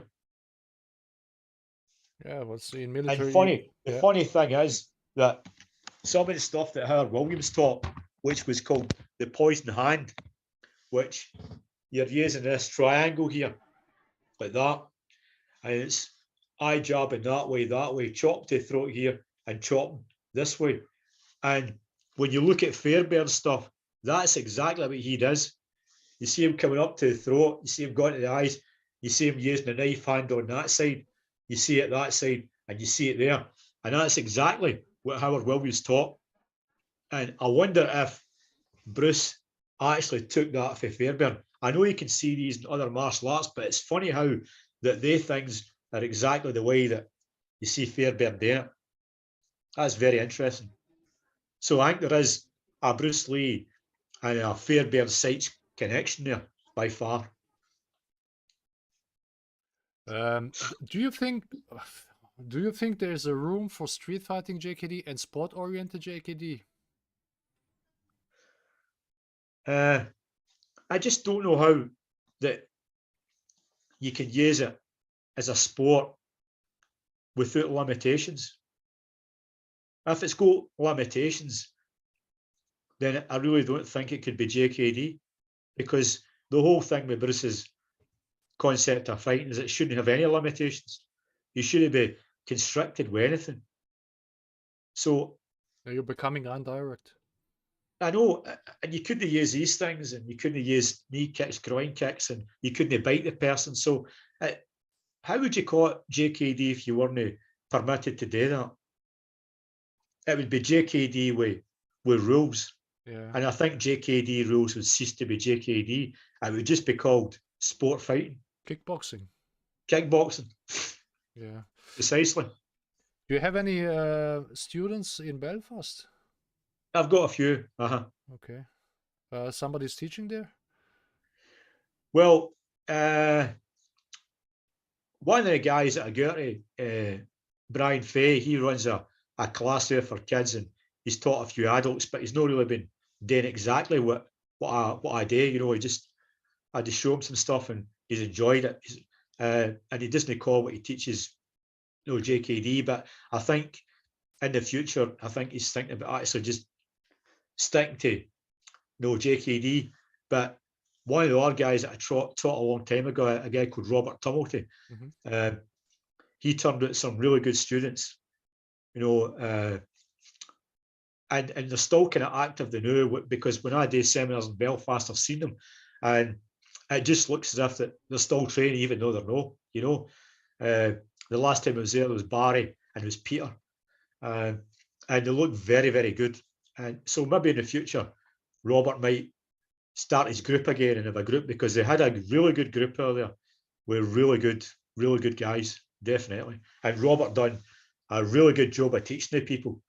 And as we were talking the last time I saw him, he said, well, the foundation that you gave us, we never forgot it. I says, well, you just look as if you're still training. He says, that's because of the foundation that you gave us. So that's the thing. If you get a really good foundation, your basic punches, your basic kicks, your stance and how to move and how to put it together, you never forget it. And all you're doing is getting better and better and better and more refined, smoother, and everything. And that's is having the basic foundation. Absolutely. So if guys haven't got the basic foundation and they're practicing this, that, and they've got it JKD and everything, they just don't have that thing. They just don't have it. The biggest problem with trapping is you have no footwork. You're just standing around. You're just standing, actually doing this, and you're close enough to hit him. But the thing is, he's close enough to hit you. That's the other thing. Yeah. And if he's quick and you don't stick to him, you've had it. So distance buys you safety. Positioning buys you safety. People don't realise that. How important is relaxation before striking? I think really, you know, since you know, some of the guys I've been teaching kind of privately, you know, and getting them to relax more, you can certainly see the difference in their punches. There's no two ways about it in their kicks. Relaxation is one of the biggest hurdles people have. And usually the problem with people that are tense is they've came from another martial art. Yeah. Usually beginners who've never done a martial art will throw a punch and they'll ball it more looser. But guys who've done another martial art usually come with and they're quite tense. And it's trying to get them to relax more. You relax more, you'll throw faster punches and kicks. And they'll even be harder when you throw them as well. That's another thing. You'll actually add power to it with being relaxed. That's basically the same question. It's related to that. Should you clinch your fist before striking or only before the lands? There's a lot of different concepts that people employ. Some people say, okay, as soon as you make coin, as soon as you hit it, you should shut your fist. You can experiment with that, you know. But the thing is, Leo Fong had shared a thing with me that Bruce had said to him, you know, and it says, you know, shut your fist, but don't clench it tight. Just shut it. And he hit me in the chest with 2 punches. The first one is he clenched it tight and it was sore. The second one, he just shut it and he hit me. And that was sorer, you know, and it felt as if the force penetrated deeper inside. And I think that's very much like the saying that Bruce had said, well, you know, a karate punch is like getting hit with an iron bar. You know, a gung fu punch is getting hit with an iron bar with a chain and a ball attached to it, and it goes whang, and it hurts inside. That's what it felt like. Yeah. The tense punch, with the power was on the surface. The relaxed punch went right through me. Would you like to say something about using rubber bands and weights for punching and kicking? Well, I always find that rubber bands were always the best for speed and speed of hands. isometrically. And I think weights on your ankles were definitely the best for kicking. Anytime I used to kick over a horizontal upright, and I'd done hundreds and hundreds of reps, even sometimes thousands of reps, kicking was always was far better. You know, and if you're using that with footwork, you're replacing, you come up, you kick with weights, and you're working like that, rather than just standing and kicking. But you can do that to start off with. You can stand and you can just kick until you get used to it with weights. Then you can put more weight on. And at one time, I used to use 5 kilogram weights, but I used to waste 2 of them, and it was even an effort to lift my leg. Yeah. But the more you practice with it, and you've no get the weights, the speed of your kicks is just unbelievable. Absolutely, I know. So you want to get a bit faster with the legs. Certainly, you need to be flexible. Then get a pair of ankle weights. Do your reps. When it gets easier, put 2 ankle weights on. And if that gets easier, buy heavier ankle weights. But I always felt for speed of punches, resistance bands, isokinetically was always the best. You know, with 3 different distances. But when I used to do it, I never just done it for here. I used to hold it away back there and work it for away back here, then there. See, and what I do is I split it up into 4 bits, 4 rather than 3. I thought that was far better, you know. But you can also just attach your upright onto an upright and practice punching with the weight. That's another thing you can do. Punching with a band. But when I practiced punching, I never just practiced it for here. I practiced it for a way back here when I punched. So I worked my hip as well. Yeah, okay. So I had the resistance band here and come all the way through and then back. And then when I punched for here, when I brought it back, I would go slow. So that was slow, controlled, all the way back to here. How many reps would you do then? Yeah. How many reps would you do in that exercise, for example? Well, you could maybe do about 20 reps because that's difficult to do. That's, you know, you could do sets of 20. Okay. So you could, and then you could do the same thing, but you could do it off a slant board. So you can put a slant board up and a resistance band and practice pushing off the slant board and punching. So that works. That educates your left leg to push off the board, and then you're working your hand, I should say your arm, and working your hips.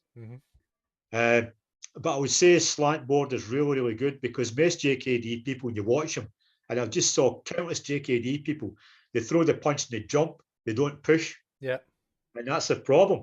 And when you point this out to them, they get really angry. And I think to myself, well, you know, man, I'm just being honest with you here. If you can't take it on the chin, you don't want to get any better. But if you listen, you get away, you think, you'll realise that I'm just telling you the truth. And if you work on your left leg and educate it, your punch will be 10 times better. You know, this is an idea that came from Jesse, and that came from Bruce, where Bruce used to put his foot up against the wall and push off and throw a punch. And I just want to get, we were practicing in a class, and one of the guys, Vic, brought in this board for, I think it's for stretching your hamstrings. And he says, could we use this for punching as a board? And we practiced it and it worked really well. And that's so the guys could close in fast, no jumping, but pushing and punching. You know, so I'd recommend all JKD people there to make up a slant board and get your students in a line and have them punch off. A guy holds the pad and just do it as a line and just practice and practice. And you can do it with your back fist, your straight left. You can do it with your side kick as well. And after a few months, man, what you see the difference of your striking, it'll be a way up here.